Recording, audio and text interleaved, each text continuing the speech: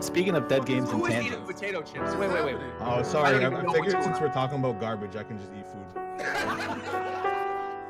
Joined by Zeph Coast, War Champ, and Ricky Cocaine. Ricky What are we gonna talk about today? Hey, what are we gonna talk about?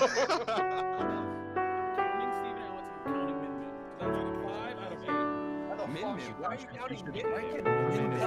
Wait, what? You can talk about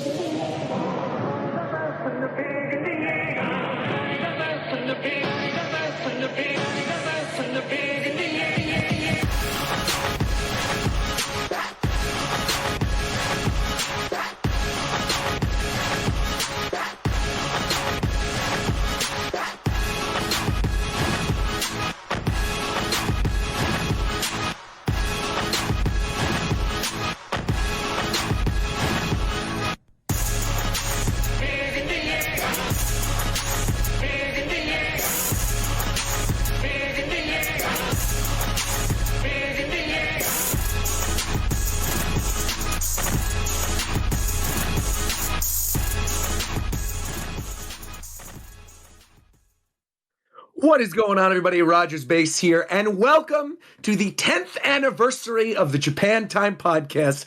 As always, I am your host, Rogers Base, and I am joined by the illustrious, the effervescent Mr. Shofu. What is going on, Shofu? What's really good, man? You know, I'm actually feeling pretty good, considering the fact that we have some merch available. We have some Japan Time clocks that are going to be available that we're going to be talking about a little bit later during the show.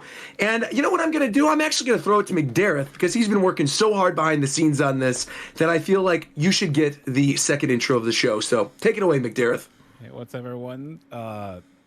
During the 10 years, actual 10th is like, what is it, June X 16th? All right, I think that's right.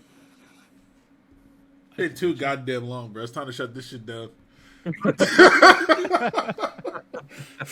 Yeah, June 16th, 2013.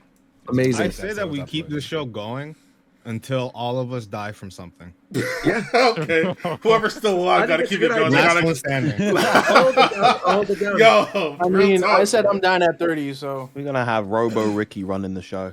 He's gonna have AIs of all of us. can actually There you live go. forever. Yeah, that's keep it going until we all look like Morgan Freeman. whoever's still alive got to boot their stream up, bro. Well, I'll tell you the first one to go. I'm going to tell you the first one to go because he's been wasting his life 700 hours watching Auro. We've got Fadel. What's going on, Fadel? How are you? What the fuck? 700 hours in 1 year. That's unbelievable, man. Listen, man. How are you doing? I'm great, man. To be fair, I streamed like 1 billion hours, so it doesn't matter. Actually, I have the exact receipts for how long you streamed because I just went on your channel. Okay. So you put up a list. Basically, what's going on right now is there's a Twitch recap thing going on where you can go and see how many hours you spent watching your favorite streamers and all that good stuff. And, you put up a little bit of a Twitch recap as well. You shared, About to look at how mine long right now. people are watching you. You should go. In fact, we should. Let's all put up our Twitch recaps right now. That'll be fantastic. That's a good way to intro the show, to get things started. That's going to be great. Do we want as streamers or as viewers? As streamers. Whatever you want to do, as streamers. But, and also I need to clarify, I apparently bumped your numbers up a little too high. You spent 599 hours watching Aru and you sent 5,424 messages in her chat. It says that it says you watched total on Twitch 946 hours. So 599 of those hours were Aru, and the other ones were 946. And then it says here that your hours watched. Fantastic. Your hours were incredible. You had 600,000 hours watched. And actually, this is not even us trolling you or whatever. This is genuinely amazingly impressive. This man got 9,000 new subscribers on Twitch this year. 9,000.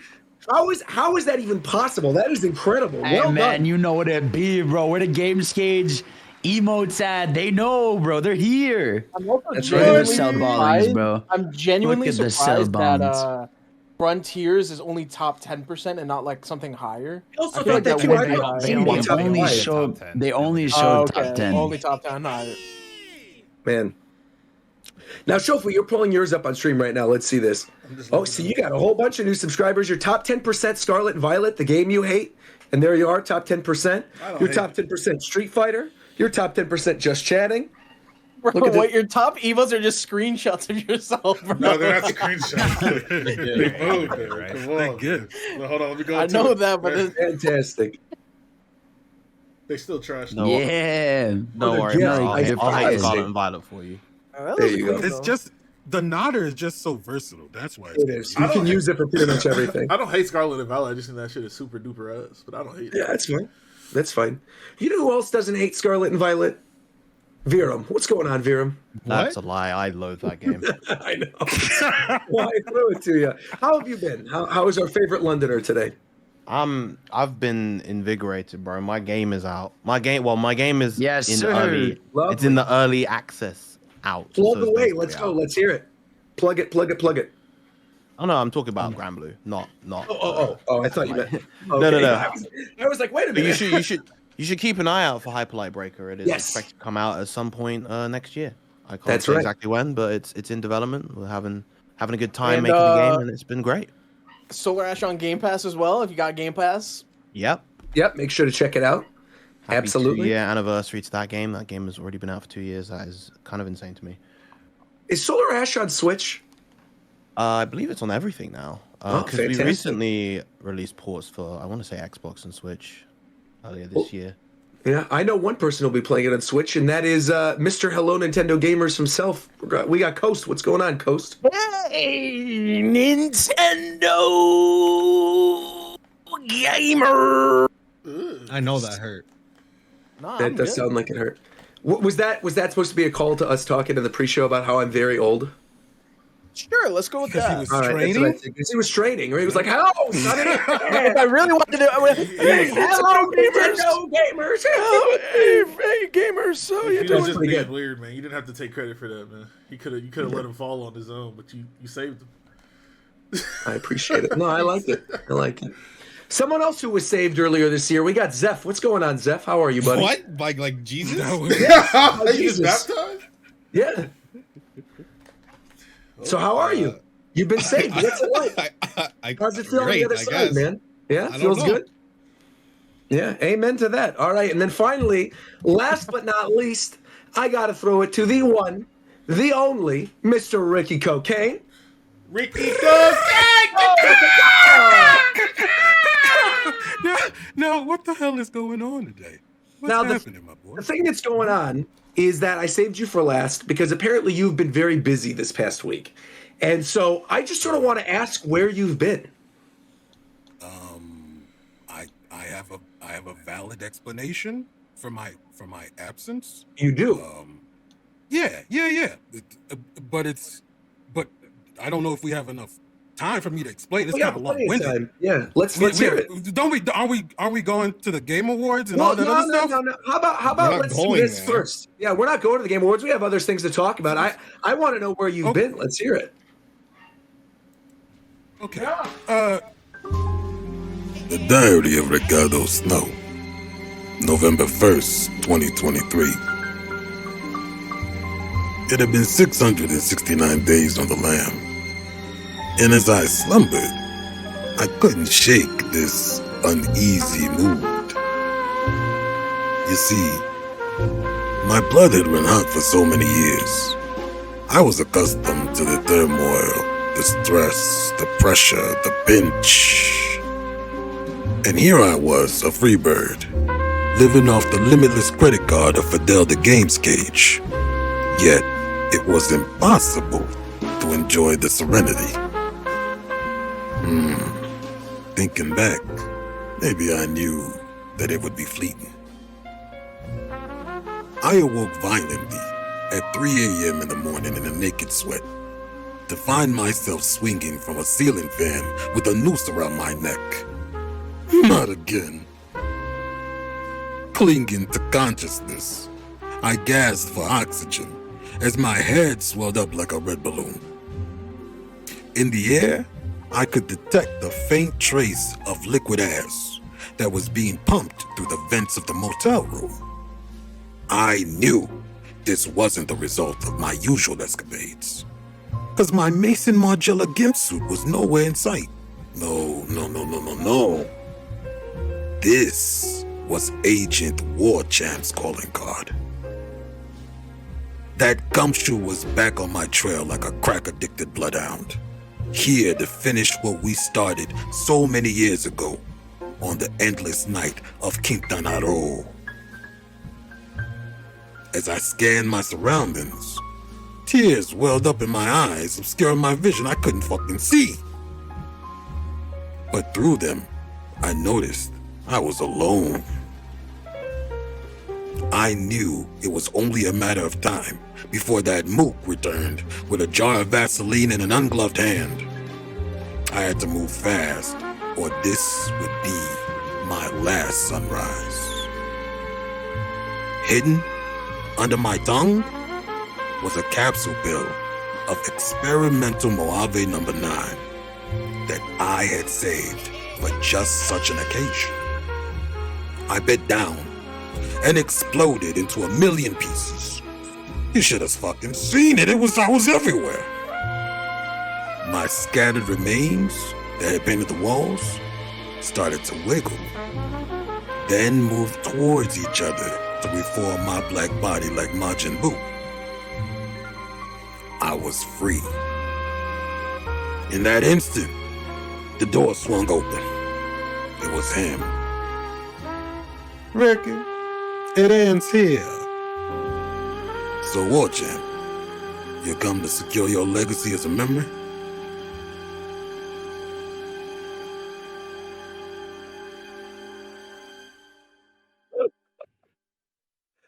Okay. All right, I gotta ask, what was up with Warchamp's voice? No. I gotta ask. First of all, what the fuck is wrong with you? Second of all, pause, bro.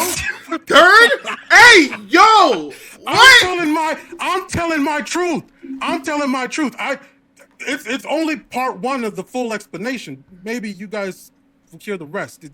It'll make sense later. I just gotta say, I asked Ricky for an audio recording, and he did this. I apologize. I did not want any of this. McDareth, I just gotta say, I think this entire bit is proof positive that we should never listen to you, because I am glad that exists in the world. I'm very, very happy that whatever this exists. The main thing I gotta ask is, why are you racist? Why throughout that entire thing were you sounding like you were someone in The Sopranos? What was up with that?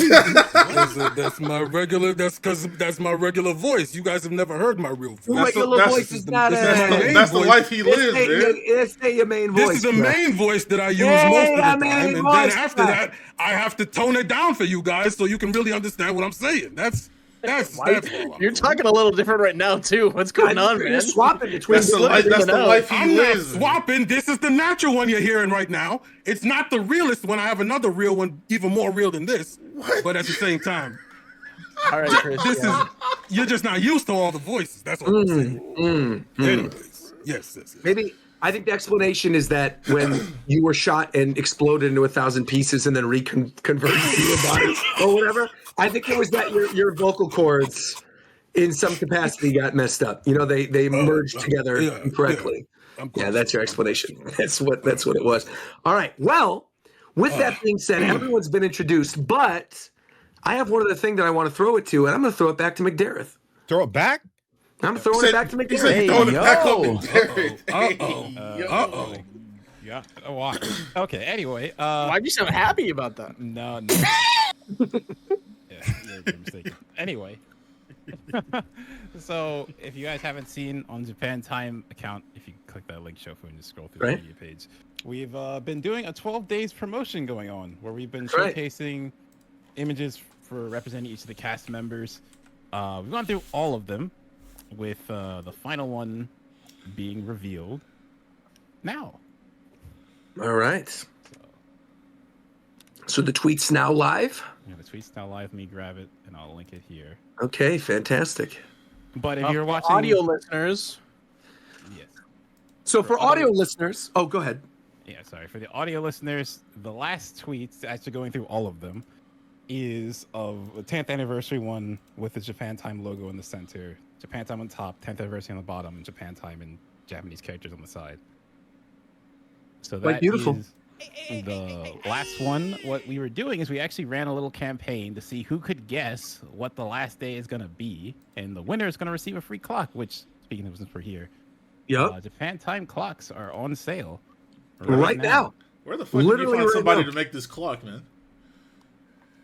Well, we worked with SPIF for the clock and all the stuff you've seen so far, and that was partially his idea. Like, we were coming up with cool things we could do, and he came up, cool. What about a clock? And it came out really nice. Looks cool. And the clocks are actually cheaper than pretty much any other piece of merch we've put out at this point, other than maybe the Ricky Cocaine, the little pill box, which is like $10. But those sold out, to be fair. When all the other merchandise from the old shop got sent to my house, there were no pill boxes left. And my mom asked for one. And I was like, I'm sorry, I have no Ricky pill boxes. So, what are you doing? What are you? People love the Ricky pill boxes. This is actually sick as fuck. Yeah. So the clock is available right now. You can get it on spiff.space/shop.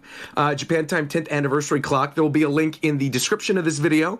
It's currently linked in Shofu's chat. I think it was pinned by McDareth. You can order them right now. They are currently available. They're $25. Yeah, it's one of those clocks that has like one of those physical ringers. If that matters to you, it's not like digital. That's raw.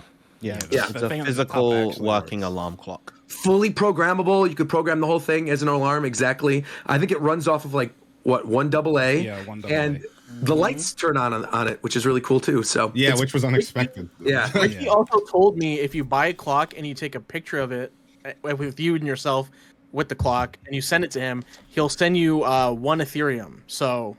Oh, fantastic! Hello? Okay, let's go for it. I have Fadel's credit card. We're good to go. Let's go. Let's go. There we go. What we will also say though too is that the clock is going to be available until when, McDareth? Oh, the clock's just up. So permanent. So it's a permanent fixture on Spiff's website right now. It is up. We don't have a date on any of that. It really depends on how much people want it. I will say if you want one by Christmas, you need to order by the 12th, and you'll more than likely get it by Christmas. So if you do not order it tomorrow, literally. So when probably this will go up on YouTube tomorrow. So make sure to order it as you're listening to this on YouTube, if you're listening day one, or if you're listening to the show live right now on Twitch, make sure to go order it. I think, again, we've already sold quite a few of them, despite the fact we didn't even do a push on the show. And there will be some other fun promotions coming up in the next month or so. But genuinely, in all seriousness, for as much as we clown on you, McDareth, you did a fantastic job with this. So well done. He was the point man for this whole campaign, getting SPIF to work with us, putting together the ideas for the campaign and everything. So really, we appreciate you. Yeah. Who are these people? Yeah, you more than made up for removing the monetization off of our videos on YouTube. I disagree. I don't agree with that statement. Yeah, it's fine. Yeah, and I'm still talking to Pokemon Unite as well. So anyway, let's move on. Wait. There's a lot of stuff. Roger, there's something else they need to do. Oh, something else you need to do? Okay. Yes. So a part of that, we were doing a giveaway that if you could guess what the final day was, as we were leading up, we did all the members in reverse order. Correct. Up to That's actually capped. We moved some for convenience. We did all the members in reverse order. we had to have War Champ on the 7th day. Like, come on. We didn't, but that's fine. No, we did. What do you mean reverse order? Well, thematically, so we started with Fadel and then ended on Roger. How the fuck was Roger before me? You're both the same day.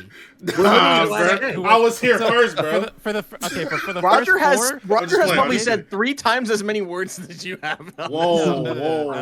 It's way more than 3. It's based on words. It's way more than 3.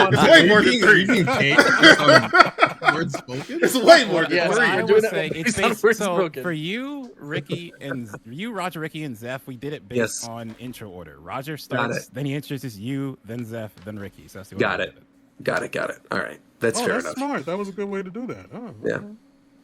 Nah, fuck that, bro. No, I'm just playing. Like, what was the alternative? I'm just playing. Yeah. But yeah, definitely get your clocks. Like this is, I will say this genuinely, through all the different merch things that I've released over the years, I still think this is like probably one of the coolest merch related things that I've ever done. So this is incredibly cool.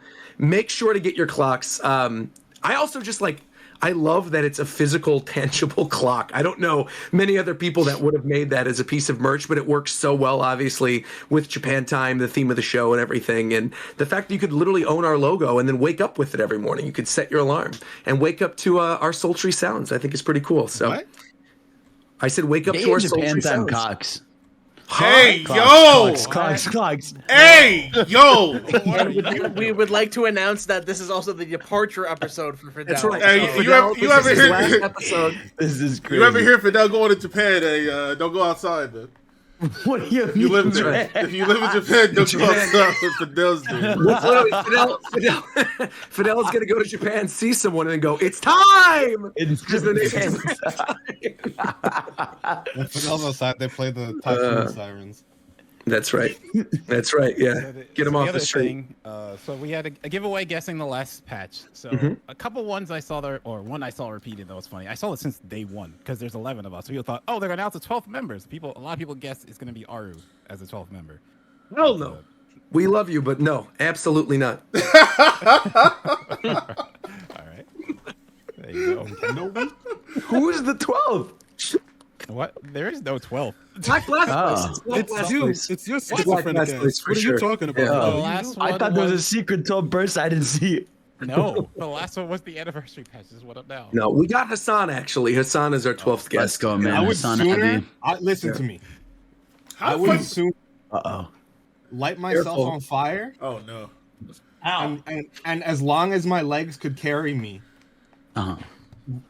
sprint down my street and I just want to just set a world record while going out in this world, because I can't live somewhere where I have to hear. Bro, get it out! Come on! What is happening? No, I'm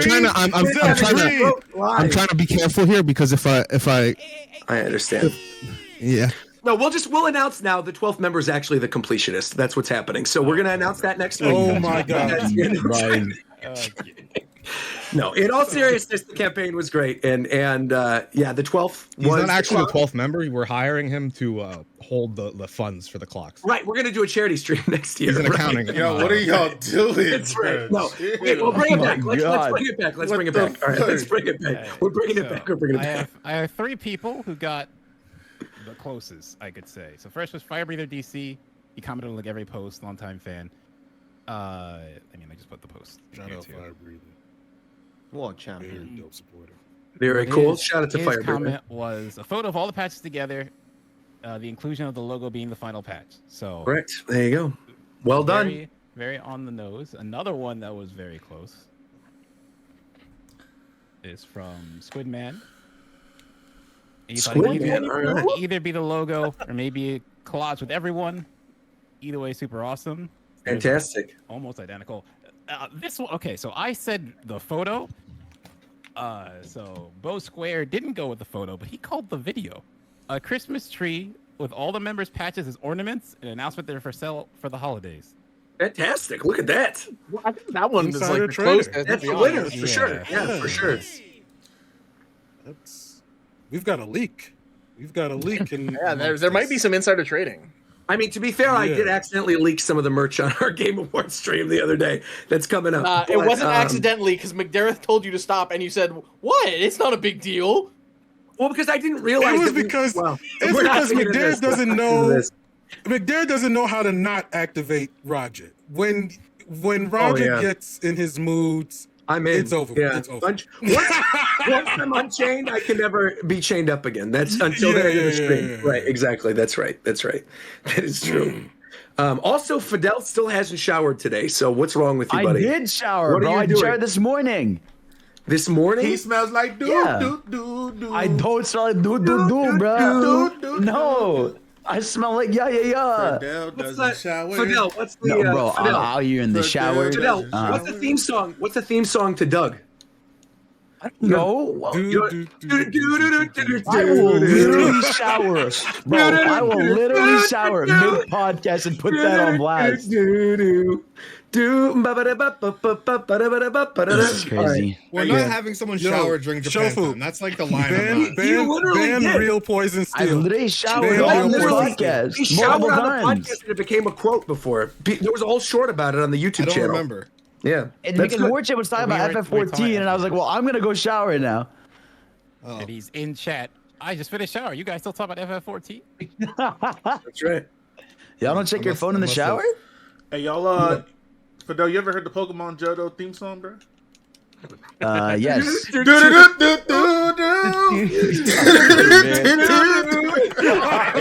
You smell like doo-doo, bro. Oh, man. Damn it. Yeah. To wrap up the giveaway, I was gonna pick Yes, one, but yes. honestly, all three of these were so close. I'll be contacting you all. You're all gonna win a clock. And So look just to forward to clarify, McDareth just said he's going to personally fund and contact all of you and send you the box himself. Oh, yes. Is Yes. what he's going to do. Everyone which is in the stream now. Yes, That's that great. was no the. everyone, he said is yes. all The 1,063 of you No, watching live the right three now tweets are getting getting a a clock. That's right. I will also That's right. advise before McDareth contacts you, Yes. activate a VPN because he might sell your info as well. No, What? McDareth would never That's do the that. last thing he would ever do. all No. That's facts. He would never sell your info. He'll just show up at your house and say, I'm staying there a week. That's what McDareth will say. But he won't sell your Yeah. info. I mean, no, that Yeah. only happens to Shofu. No, the Well, fuck I you mean, don't. that is true. All right. Well, thank you again very much, McDareth, for that. That's fantastic. And shout out again to the winners. Again, the names are Squidman, Fire Breather, and Young Thick Fat Bow Squared. So shout out to all of you. Congratulations. That is not the last person. That is not the last person. It literally is the last person's Bow Squared, Young Thick Fat. That's literally their name. Yeah, It says that's right. his full name. Oh, Also, okay. it's not Well, shout Squidman, out to it's them. Squidman 420 Poo. So That's right. So their Squidman names I 420 abbreviated Poo. them, but yes. So Thank you guys Squidman for your 420 Fadel is what it is his name. That's his name. Then. Rickatoon sounding ass. That's right. I will say that was actually one of my favorite lines from when you and Shizzy were doing like the early auditions for the Pokemon Cypher this year. And the guy was like, "Do-do-do-do." No. That was one of the The funniest lift, moments. That was a funny moment, yeah. You know what else was a funny moment? What's a funny moment, bro? C and Gonzo show up during the Game Awards. So many of Yes, you guys yeah. know this. The Game Awards were last week. Many of us actually did a stream together reacting to the Game Awards, which was pretty fun. There were a lot of announcements. There were a lot of things to talk about, a lot of big surprises in terms of new game announcements and also games that won and games that got snubbed. So we figured we would start the show today by going over not only what won and discussing it a little bit, but also going over some of those new announcements because, again, there were a lot of them. So first and foremost, I'm going to pull this up real quick. Shofu, if you want to have this and scroll down on it while we're talking about it, just to have it on screen, let me link it. I will pass you the link. But basically, these are all of the winners at this year's Game Awards. So I'm going to actually go in reverse order because they're starting with the number one. So, best indie game. Oh, no, hold on. There's still even more than that. Good Lord. How many things? All right, here we go. Player's Voice. The winner was Baldur's Gate 3. Thank So God. that was the fan voted one, right? Player's Voice is Baldur's Gate 3. Best adaptation, as we predicted, was The Last of Us. Most anticipated game, very obvious. Final Fantasy VII Rebirth. There were a bunch of esports categories. I'll just shout out some of these. Best team was JD Gaming. Best esports game was Valorant. Best esports event was 2023 Man. League. Best esports coach was Potter. Best esports athlete was Faker.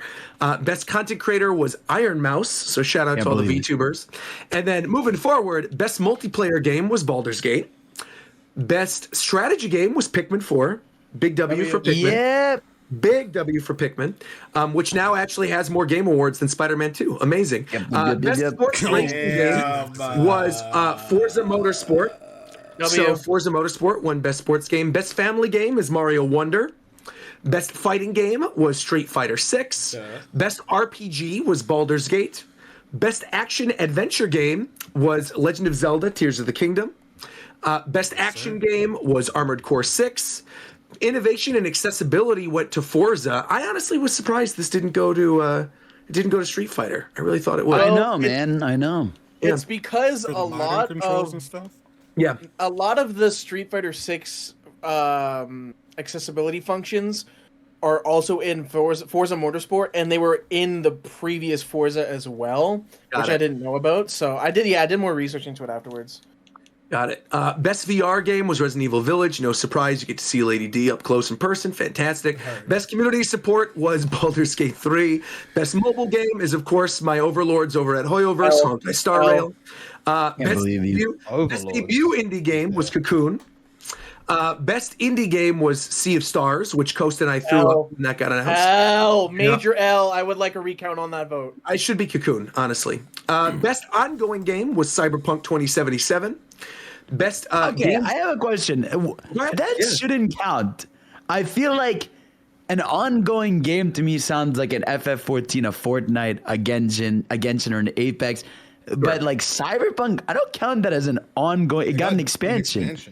And they fixed it. And it got an entire revamp because the game on release was ass. Completely broken. It does set a weird standard, I will say, for like, say for example, a game comes out next year or this year, end of this year. Again, it's hypothetical, so it doesn't matter. But a game comes out the very end of this year, completely broken. They release a patch mid next year and basically go, we're fixing the game, and it ends up being phenomenal. It's then technically eligible for best ongoing. That doesn't make any bro. It's in their best interest to fix their own fucked up game. Like I don't think they should make it an ongoing game. Whole award show doesn't make any sense. Okay. All these other awards all the other nominees are games that are getting like ongoing. They're games that get constant content over time. So you want it to be best live service game then? That's what this is. I mean, that's really what it is. Yeah, it's all of them and Cyberpunk. Yeah. All right. Games for Impact was Chia. Best performance was Neil from Baldur's Gate 3, the voice of what's the guy's name? Asterion. You got it wrong, but I literally just told you it. Well, it's Asterion. You just said it. Yep. Let's go. Wait, say it again. Don't worry. I'm nitpicking you. Don't worry. Oh, genuinely, how do you say it? I don't want this to be behind the thing. Asterion. Yeah. Asterion. All right. Asterion. Shout out to Ben for losing that. We have best audio design is Hi-Fi Rush. Scoring. Yo, shut the fuck. Yeah, never mind. Sorry. You're all good. Don't ever say I don't love you, Fadel. All right. I give you things every once in a while. Thank you. Score and music, we got Final Fantasy 16. Best art direction, we got Alan Wake 2. Best narrative, we got Alan Wake 2. Best game direction, we got Alan Wake 2. And finally, game of the year, Baldur's Gate 3. Yeah. Damn. So those are your winners for the Game Awards. Baldur's Gate, well deserved. Yeah. I guess the big snubs overall were, again, Spider-Man didn't get any awards. Resident Evil 4 Remake didn't get any awards either. Those are kind of the only two big ones. I don't think remakes for Resident Evil 4 is... I feel like besides that, everything got like their shine. Yeah, I think everybody got something. You know, Zelda got something, Pikmin got something, Honkai got something, Cocoon, everything. Yeah, just slide Honkai in there, bro. What do you mean? That's not the same. Well, what do you mean? It won best mobile game this year. That is not a game of the year game. I'm not saying it is. I'm just saying that it has more awards than Spider-Man. That's all I'm saying. I didn't mean it like the game of the year. This is crazy. I didn't mean it like that for sure. Oh my god. Yeah. Definitely has more than Hogwarts as well, which didn't even show up, man. Unbelievable. But no, in general, I think the big takeaway. This is something we all talked about during the group stream of the Game Awards. I want to go play Alan Wake now. I feel like. That got so many wins during the show, and even though it didn't walk away with Game of the Year or like the best in its genre category, it still won like a lot of awards. They had the musical performance during the middle of the show, and I mean, good for Alan Wake fans, man. People have been waiting for a long time. So, I've never heard of that series before in my entire life. It's like a horror game, right? Mm-hmm. It was pretty niche for the very first Alan Wake. It sold well, but not like incredibly well. So like there was a video of even the head of Remedy who accepted the award. He recorded a video 10 years ago apologizing to fans that they can't make a sequel because they didn't sell enough to make one. Yeah. And now it's winning awards for multiple awards. Yeah. I think with this, right? Like I think also with the Spider-Man thing is like, I think Spider-Man's a game where like it does everything that's standard incredibly well, but it never does something innovative, which is why I think it gets snubbed every time. You know, like it's like it's an incredibly polished version of things we've seen. You know, people post like technological feats the game has, but that doesn't mean a game is good. Yeah, no, it's like all it does is excel at normal things that we've seen, you know, but it doesn't. I genuinely. Go ahead. I do think some of the awards that Alan Wake won could have gone to Spider-Man. It was just down to, like, the industry votes at that point. Looking at what was there, I definitely feel like it could have won narrative. But again, the whole thing is Alan Wake about the narrative.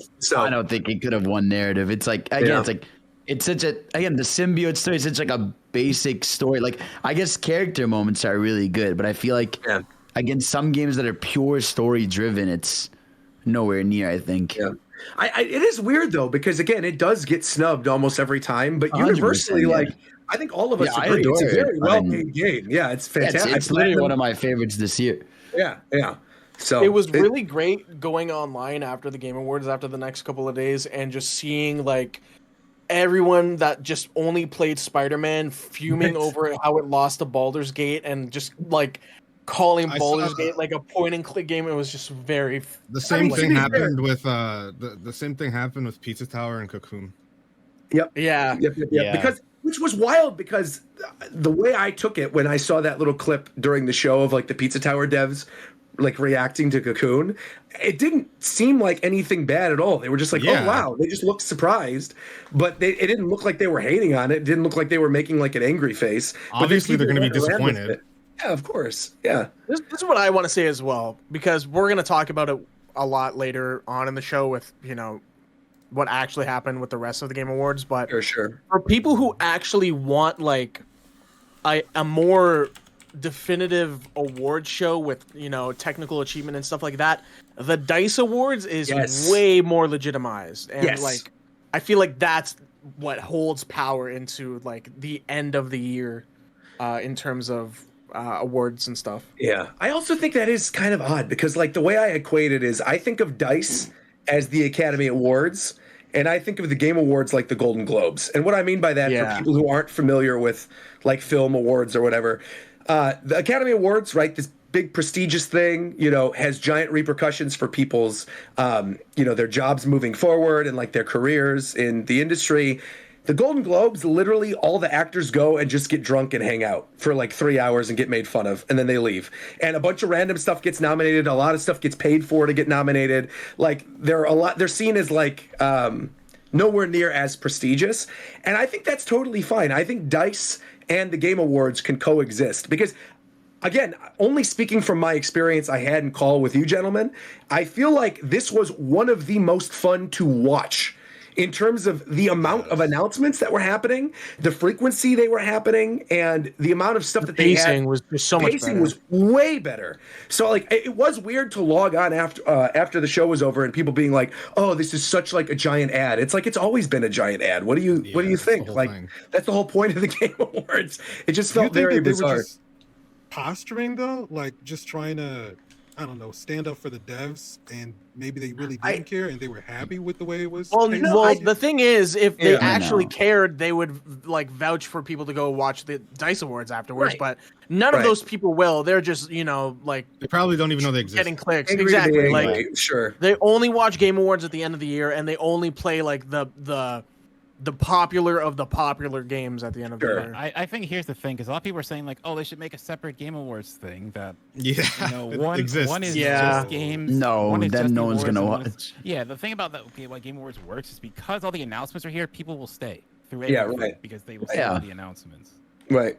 I also think it's an odd kind of situation for Jeff Keighley to be in, right? Because on one hand, I don't know how they set up these awards every year, but I have to imagine that like they're already planning. I mean, they are. He straight up announced the date for it. They're already planning for the next year's award, like around this time of the year. So I always wonder with this if like developers make deals to help fund the show, right, prior to the awards, and then you have their funding, so you're forced and obligated to show them at some point during the show, like to announce a game or to show a game trailer.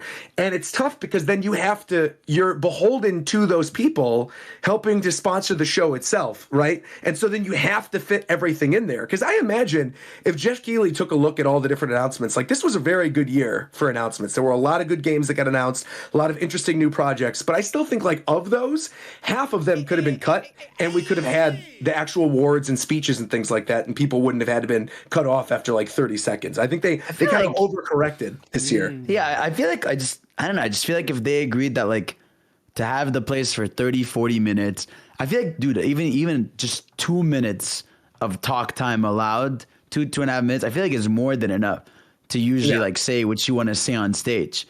So I feel like if they just agreed, because like at the end of the day, it's a lose-lose situation for Keighley. Because if you look at it last year, people were going, "Oh, they're talking so long. Like, can we make it go quicker?"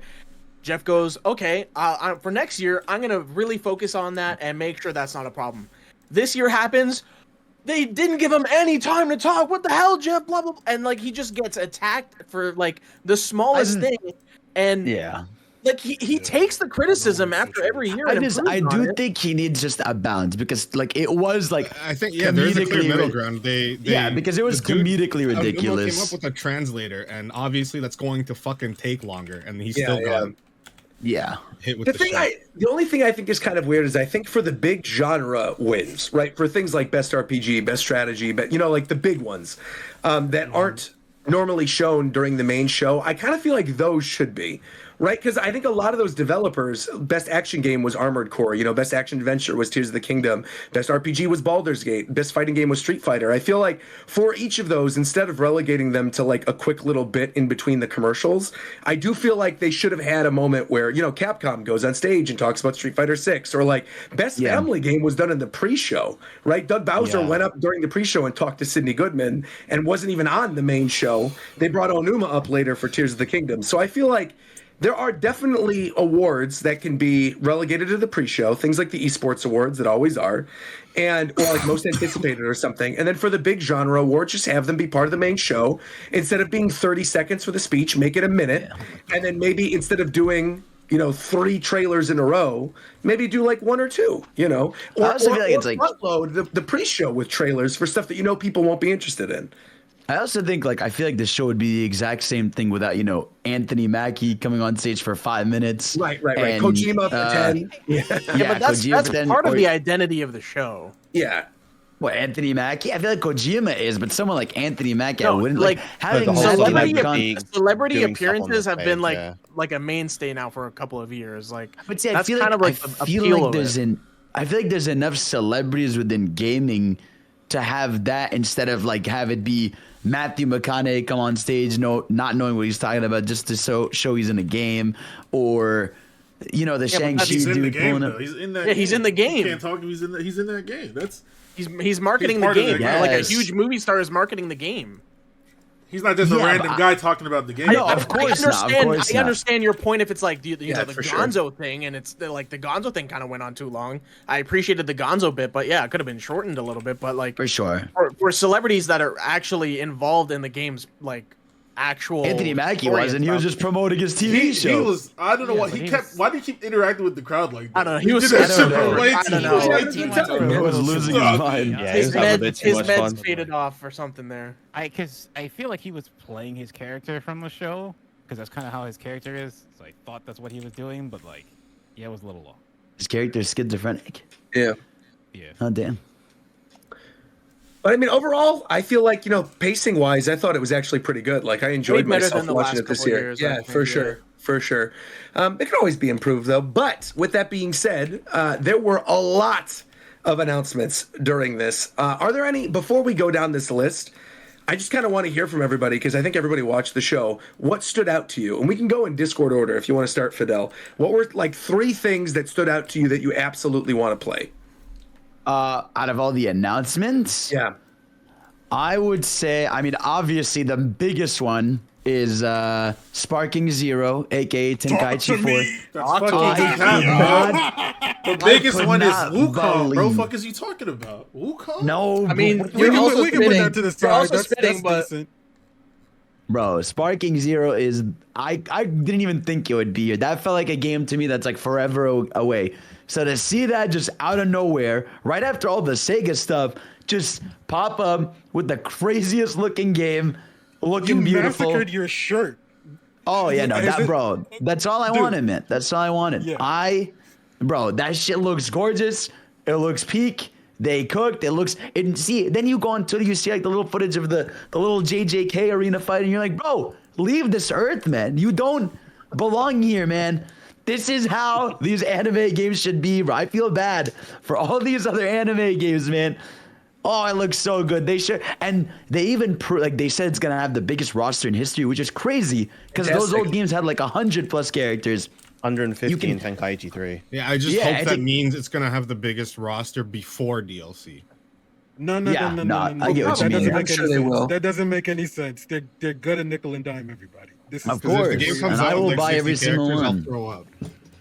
I still think I feel like the trailer even proved its point. Like the fact that it showed Bergamo, like the wolf guy from Super, that was their character. They're like, oh, they're gonna. But that's like I think that's why. Are they gonna? See, that's why they showed characters though. Like, what if they don't add Moro and Granola and all that?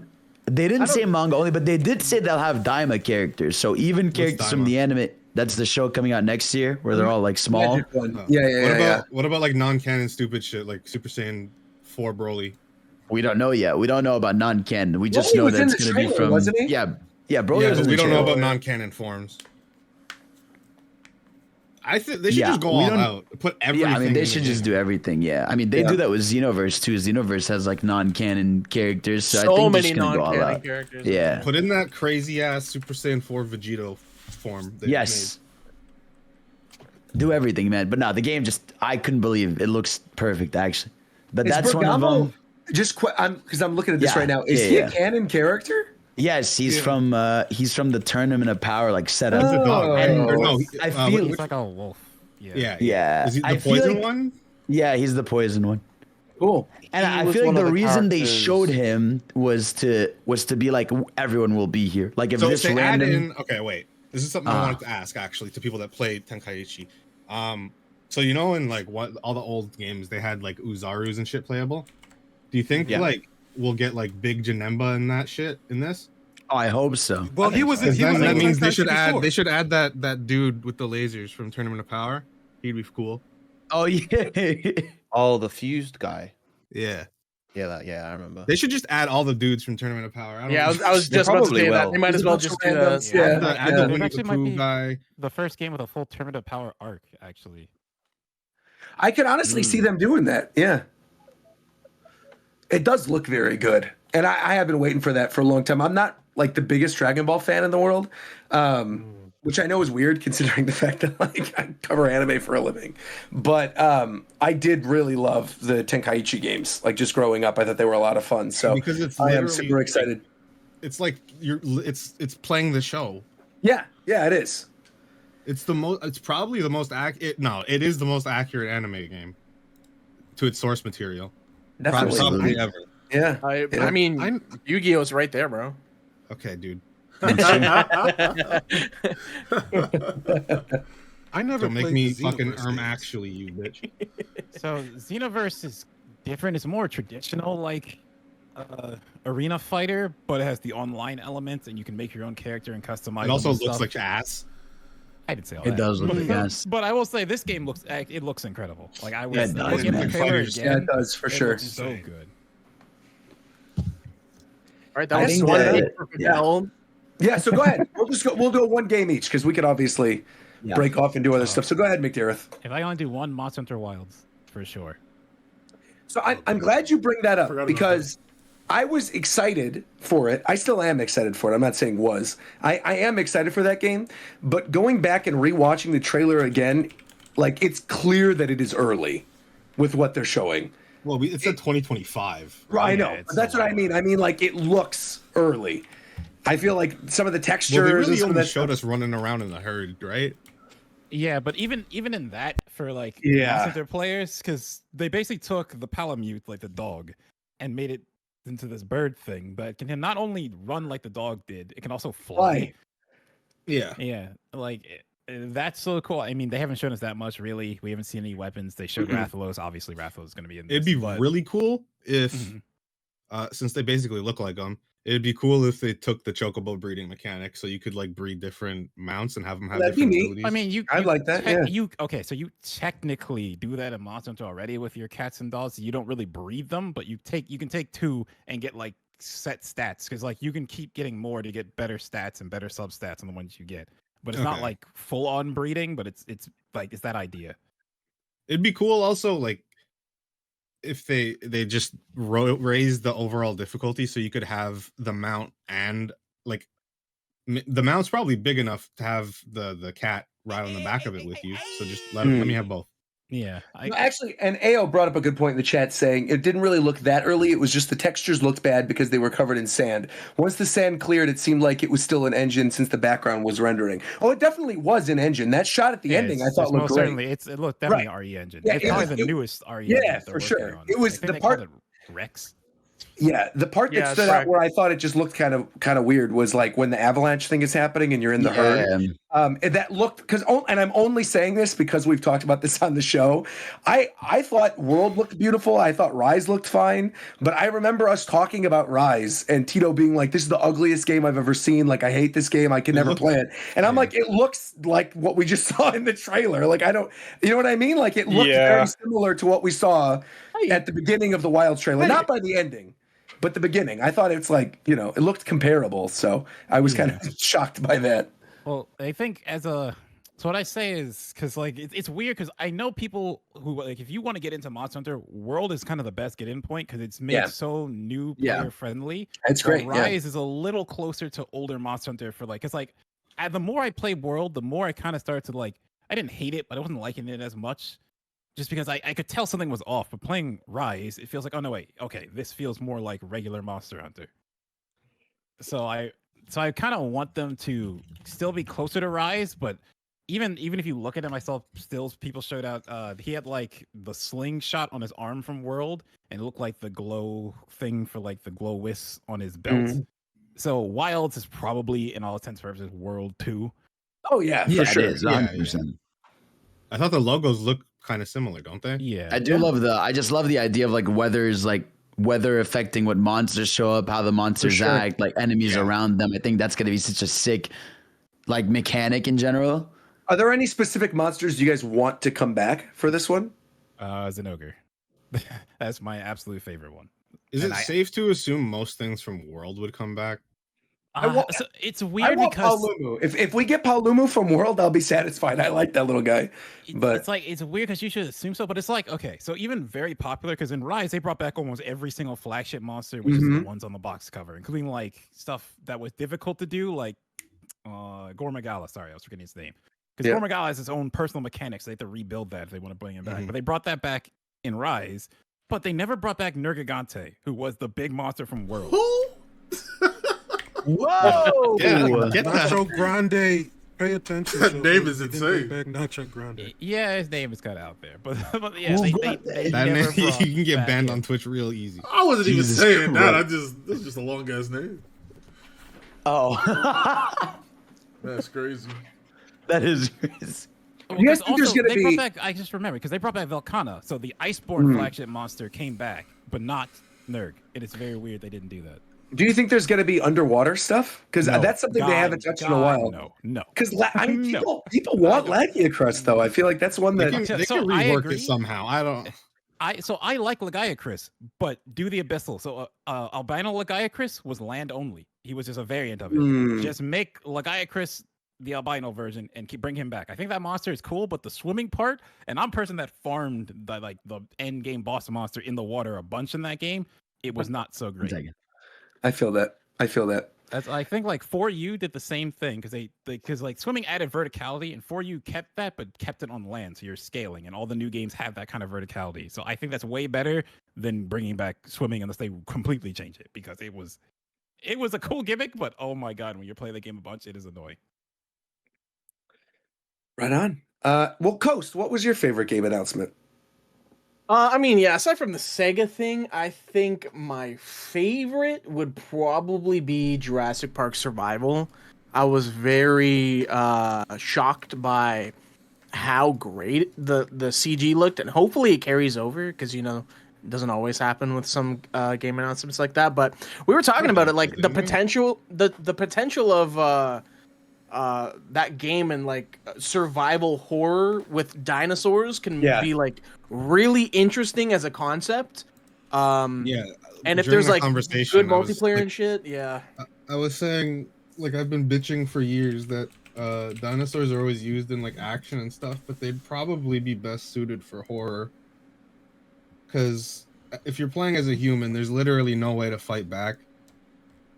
So I think that's pretty. Just don't put a gun in the game. Yeah, right. Just have you running around Jurassic Park. Even with a gun, you probably kind of cooked, but yeah. Now it actually looks pretty good. I thought the gameplay, the little bit that they showed, also looked pretty good as well. I am excited for that. You know, I feel like there've been a lot of Jurassic Park games over the years, with the Super Nintendo ones and the Genesis ones. I think there were some Game Boy and Game Boy Advance ones. You've got it's not Jurassic Park Tycoon, but it's like that type of thing where you put together your Jurassic Park and all that kind of stuff. But I feel like this genuinely has a lot of potential. So yeah, I'm right there with you. I think that looks cool. Mike, how about you? I think the one that I was most excited for was the new Goose Game, the Big Walk one. Yes, Big with Walk. the little round yes. duckies. Yep. That was like the one trailer where the whole time I was watching, I'm like, I want to do whatever this is right now. And the 2025 hit real bad.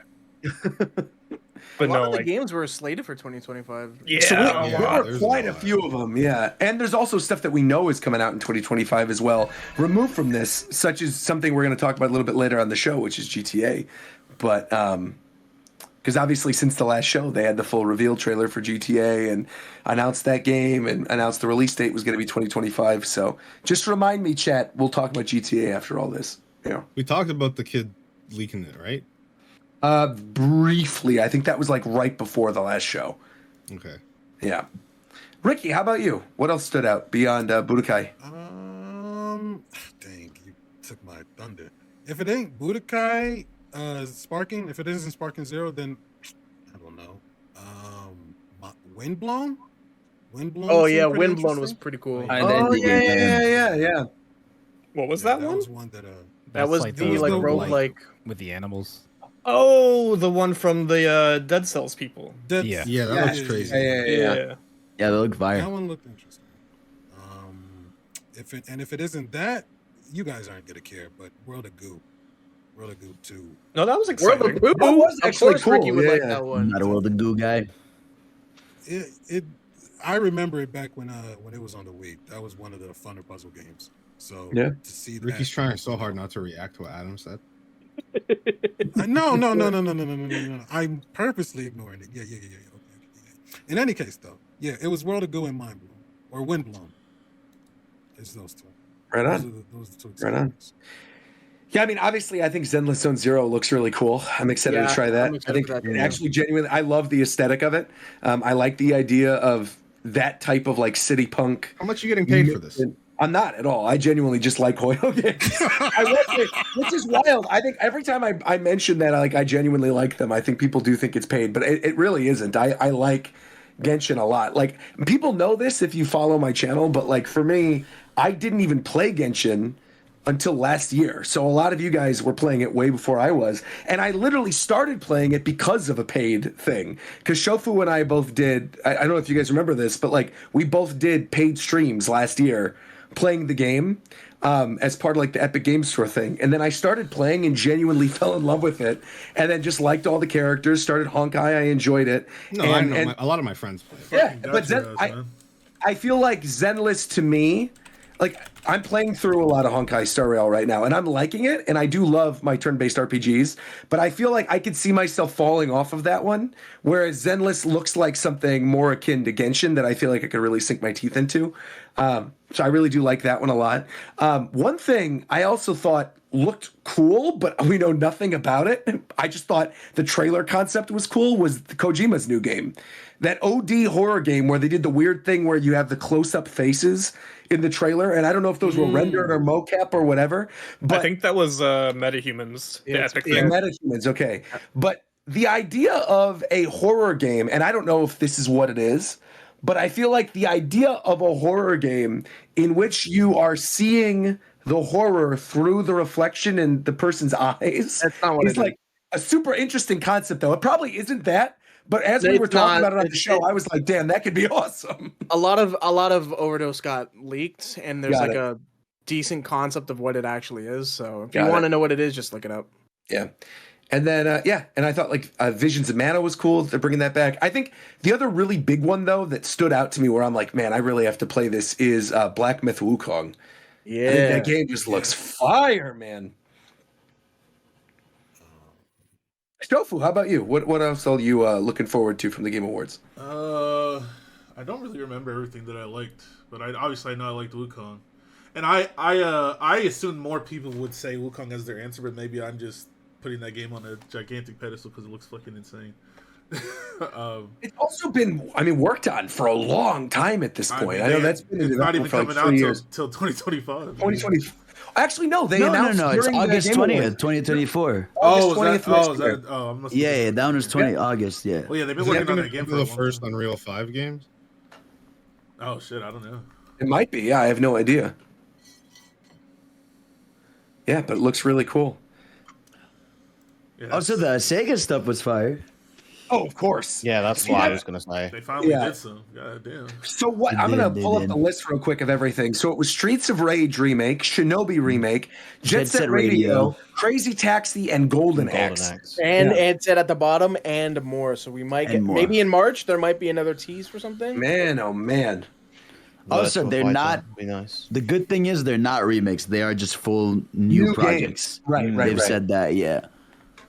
Shinobi, I thought looked beautiful. I love Shinobi looks insane. I'm really curious if they saw Bomb Rush or something and they were like, oh man, we got to capitalize on the market that we're making new Jet Set. Yeah. Well, no, because this Jet Set game has been leaked for like a long time. There was like, I want to say like 6 months ago, there was a big internal Sega leak. Oh, that's right. Showed, where it showed Persona 3. Persona 3 leaked some early beta footage of Sonic, and it showed Jet Set. So this has been like in the lab. Well, Bomb Rush was announced a while ago too. Yeah, that's true. That's true. I'm honestly shocked too that Golden Axe is coming back, and just from the little bit that they showed, looks kind of fun. Like I kind of want to do a group. I want to do like a group Golden Axe like NSO stream or something early next year. Kind of reminds me of like those Warhammer games or like the 40K games. Yeah, for sure, for sure. This is like this whole thing, like from what they're saying, is like a very big deal. Like it really is them basically just wanting to be remembered and up in the public eye, because right now basically they've just been carried money-wise by Sonic, Yakuza, and Persona.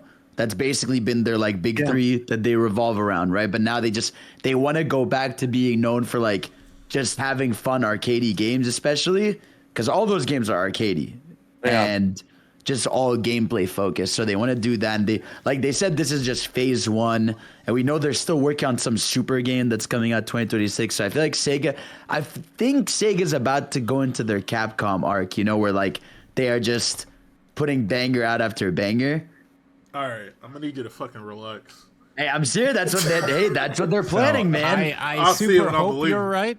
I'll say, like, when they said, "Oh yeah, we're putting all this money into games," it's like, finally, you as a company have just been taking your games that could make you so much money and then just kicking them out the door like, oh fuck it, put it out. So I'm excited and hoping Sega is turning a new leaf, but I need to see it. Now, does Sega still own the rights to Panzer Dragoon? Because I know there was a recent remake. They can still do it. There was the remake that came out a couple years ago. right? That was Sonic made by Forever Entertainment. No, Sonic and All Stars Racing Transform. There's a Panzer Dragoon stage. Okay. Okay. Because I was like, I think a new Panzer Dragoon done by Sega could be awesome. Because like, I thought the remake that released a couple years ago on Switch was actually pretty decent of the first one. But I think that franchise has so much potential. And yeah, I want to see them bring that back. I think Skies of Arcadia could be another great one. Yes, that's what I'm hoping for. For sure. Air Pirates or Seaman. Sky Pirates or whatever. Seaman, there you go. That's right. Hey yo. Right on. Seaman could come back too. I wasn't gonna say anything. Hey yo. Yeah. Maybe a new Shenmue revival. Did Shenmue? Also, Shenmue, I think the third one came out right, and then did not do well. Flop? Yeah. It was like a Kickstarter too. I feel like if I remember, it bombed. It bombed so bad. I also do think it's funny because on one hand, it is kind of shocking seeing that Sega trailer with all those old franchises coming back. But on the other hand, I think if you look at their output the past couple years, you can kind of see this in the works, right? Because like they 100%. Like something I never hear anybody talking about, but when it came out 2 years ago, I loved it. Was Sakura Wars. There was like the reboot, semi-reboot of Sakura Wars that came out that was actually excellent. And they also like obviously they did all those Puyo Puyo games relatively recently too, the ones that did very well on Switch. Monkey Ball came back. Monkey Ball came back, right? So I think there has been a little bit of a precedent for this, but now it feels like they're going full force into it. This is like the fruition of what they, because I think it was like I remember it was 2 years ago in one of their financials they were saying like they are investing in like remakes, revivals, and reboots. And like, you know, Monkey Ball and stuff like Persona 3 Reload is like the seeds of that. So even like, you know, the Yakuza remasters they did. So I think this Knights game. Knights could be another good one to bring back. Yeah, Knights would be a good one. Yeah. You mean Samba de Amigo came back. Is Choo Choo Rocket Sega? Yes. Choo Choo Rocket Sega. They could do that. Dude, Choo Choo Rocket. Hell yeah, I'm down for that. Was it a Choo Choo Rocket on Apple Arcade? I feel like I saw that. I think there was. Yeah, I think There's there was. a Sonic game on Apple Arcade. I can tell you that. There is a Sonic game on Apple Arcade. That is true. I can't play till December 20th. Fuck Apple. It's tough. Anyway. Yeah, Vera, any other games beyond the Sega ones that really caught your attention? I'm trying to remember the name of it. There was that like Prince of Persia-esque game. Hold on, I got the name. Tales of Kenzera. Tales of Kenzera Zhao. Yeah. Yeah, that game looked cool. It does look cool. What was the one that was like Ori-esque? Not by Zhao, the other one. by Moonshot. Ori? Yeah. Yeah. I don't remember what was the name. Last time wasn't it like No Rest for the Wicked? No Rest for the Wicked. Yeah. No Rest for the Wicked. That's right. How about you, Zeph? Any other games you got excited for that we haven't already brought up? Probably not. Like I was really just excited for the Mana game and the dinosaur game. Right on. Mecha Break. Yeah, so Mecha Break was what I was going to bring up that I thought you were talking about earlier, the mech game. Coast was talking about how he was excited to try that. Just in terms of other random announcements that were during this that I think people would be interested in hearing us talk about. Metaphor, which I'm kind of surprised no one brought up. Metaphor Refantizio. Yeah, this is like the Persona fantasy game. It's by the team that literally made Persona 5, but I think visually it looks awesome. Like I'll definitely play that game. The cast working on the game is actually incredibly stacked. Like it's insane. If you go look at the trailer again and look at the credits that they list of who's working on it. It looks good. It looks incredible. Yeah, so that looks great. They announced the Final Fantasy 16 DLC. They showed that off with the Leviathan DLC. It was that because there's 2 DLC and they dropped the first one, right? They announced That's right. That's right. They did. Yeah. There was that Rise of the Ronin game where they're running on burning rooftops. That looked kind of cool. The God of War DLC? God of War DLC, which is out tomorrow, right? That was a crazy drop. Yeah, that was really cool. Roguelike God of War Valhalla is what it's called. And yeah, it looks awesome. Looks really, really cool. Excited to try that. Light No Fire was the new game by the No Man's Sky team. Sean Murray's next big move. There you go. I can't wait. It looks pretty good, actually, from that trailer. Yeah. I mean, they definitely, like, fixed up No Man's Sky real good, but I guess the question is, like, will they fuck it up again? I kind of hope they don't. I don't think they can, because it looks like they're building off of their existing strengths of procedurally generated things. So I physically, as long as it's a similar team and things, I don't think they can fuck it up. I want to know how much different it'll be from No Man's Sky. Like, is it gonna be like Bethesda where it's Fallout versus Skyrim and it's kind of still the same engine and you're just playing in a different setting? It seems like it's the multiplayer is a huge focus. Mm-hmm. Like they said, like they want to make an Earth, so I think you're gonna see every player on the game at the same time. So I think it's like we're gonna be able to make kind of like a civilization together. Okay. Hmm. And I imagine it's gonna play a lot like an Anarchy Minecraft server. Yeah, I'm down for that. Prince of Persia 3. Prince. What am I talking about? Persona 3. I read both of these. Prince of Persia got announced for a release date January 18th, but then Persona 3, they had like the last big launch trailer for that coming out February 2nd. Looks really good. Animations and UI look very clean for that. Also, there was the cool little like concert orchestra preview thing for Final Fantasy VII Rebirth with Aerith singing, which looked great. And then there was also a secondary trailer. No, don't bring it up, man. Don't bring it up. Wait, what do you mean? Don't bring up the other Final Fantasy thing. Oh, I'm not. I was just talking about Rebirth. Okay. No, I was just saying that Rebirth looks good. Yeah, Comes out soon. It does. Yeah. I love in that trailer they tease Aerith at I can't remember where it is, but the end of Disc 1. The end of Disc 1. So they tease that with like feathers falling down around. McDareth, your microphone's doing this thing where you sound like you're walkie-talkie. Okay. Okay, I thought that was just me. No, no one was saying anything, so I thought I was losing my mind. I didn't hear anything, so that's That any better? Yes. That's better. That's fine. Yeah. That's weird. All right. But they did a thing where they tease where Aerith is at the end of Disc 1 with the feathers falling around her. So people who are already played 7 are now very keened in on what they're teasing. I am currently playing through 7 for the first time, and seeing all this stuff is like very interesting. That was mind blowing. You said that during the live stream when we were all talking. Yeah. You were like, you and Zeph were like, "Oh yeah, we never played 7." I was like, "What?" Yeah, I'm having a lot of fun with it. I just got. I think I finished Disc 1, and like I'm seeing things from trailers that have like shown stuff. Like I saw. I don't know. The game's old enough. I guess I could say shit, right? With 7. With like Tifa's dad and stuff. Like I saw like that happen in game, and I'm like, wait, I saw stuff like that in the trailer, and like cross-referencing everything. But I know it's like a little different from the original, so yeah, it's interesting from an outside perspective of watching all this stuff happen now. Yeah. Try to look at this list if there's anything else in terms of game announcements. I honestly, overall, I feel like it was a stacked Game Awards in terms of announcements. I think there was a lot of good stuff here, a lot of interesting new games and little announcements and things like that. So yeah, overall, really great show. But Ricky, I was instructed to throw it back to you after we're done talking about the Game Awards. Throw it back. Hey yo, you throwing it back on him? Don't phrase it that way. Did he catch it? Yo, no, don't ask him I'm not that. catching anything. Why? Cool. So you just gonna let it drop? What? Yeah, of course. If he's throwing it back to, well, hey yo, you said you gonna let it drop if he's throwing it back. Hey yo, Ricky, please stop throwing it back to Roger. That's crazy. Let's just take a commercial break and do the thing, Shofu. Okay. All right. We're gonna be right back after this quick commercial break. You do want to do the thing, you freak. what the fuck is All wrong right, with so you, we're back, man? I guess. What the fuck is wrong with you, man? You went on for a long time. After You're a that. I was sick like, what's person, man. happening? Why are you describing your meat in the damn narration, bitch?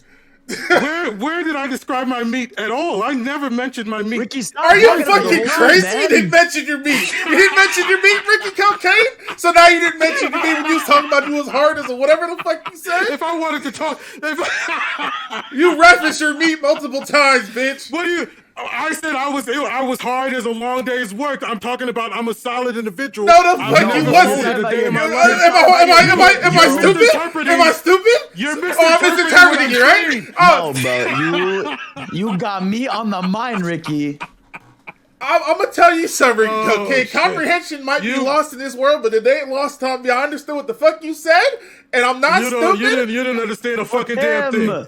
You didn't understand Hey, the fucking yo, thing. bro. That's what I do He know. said he was Ricky hard as a Cocaine. long day's work, bro. What the fuck is wrong with you? Cook him. Honestly, Ricky, you're already cooked because half the chat is like, "How dare you use AI art? You should have hired somebody." Honestly, It was made by a human being, and AI art made it. I don't know, It was man. made by a human being, and then the AI made it rain. That is all the AI is doing. Cook Oh my him, goodness. Jack. Cook him. What is cat? Oh, anyways. Cook his ass, Chad. Well, one person we know is not getting cooked next year, or for 2025 for that matter, is Rockstar, because they recently revealed a trailer for the next entry in the Grand Theft Auto franchise. The trailer leaked actually a day before, because the dumb kid of one of the heads of the studio decided to put it on his TikTok, and so yeah, No, the that was trailer something is now out. No. wasn't that, Here's right? what happened. It was Okay, some let's hear kid it. was leaking it from far, and then some Bitcoin crypto dude leaked it by- online. That's still wrong. By That's BTC. still wrong. Yeah. That's still wrong. Oh, is it still wrong? Let's hear it. The way it is the son of the art director of Rockstar that's been working at the company since Grand Theft Auto 3. Okay. His son posted gameplay like environments, like in engine on TikTok, and then the day before, someone at Rockstar intentionally leaked the game early or the trailer early, so that Rockstar could use that traffic online to just release the footage then and get more eyes on it. Oh, they did that on purpose? No, I don't know if it's on purpose. I'm just saying it just because the Twitter handle was just too good to be true. Okay. Like I just that's conspiracy theory for me. I'm gonna debunk it personally. Hold on. Here's why though. That kid Here's needs to be the grounded. only His family's underground. wait. Here's the only thing I will say in regards to the potential of them like purposely leaking this the night before. I cannot confirm nor deny that I was in New York. No. I was in New York when all this was happening for a separate event. When all this stuff was leaking, and there was absolutely something planned for that Tuesday to line up with the full launch of the trailer, like Eastern time. There was going to be a cool thing that was happening. That no longer happened because this thing came out the day before and everything moved around. I don't know to what extent this thing was going to be like some cool thing, but I do know there was something planned that Tuesday that did not end up happening because they had to scramble to release the stuff Monday anyway after people screwed up when they dropped it like super late. So I don't. What'd you just say? What was that whisper? What was that?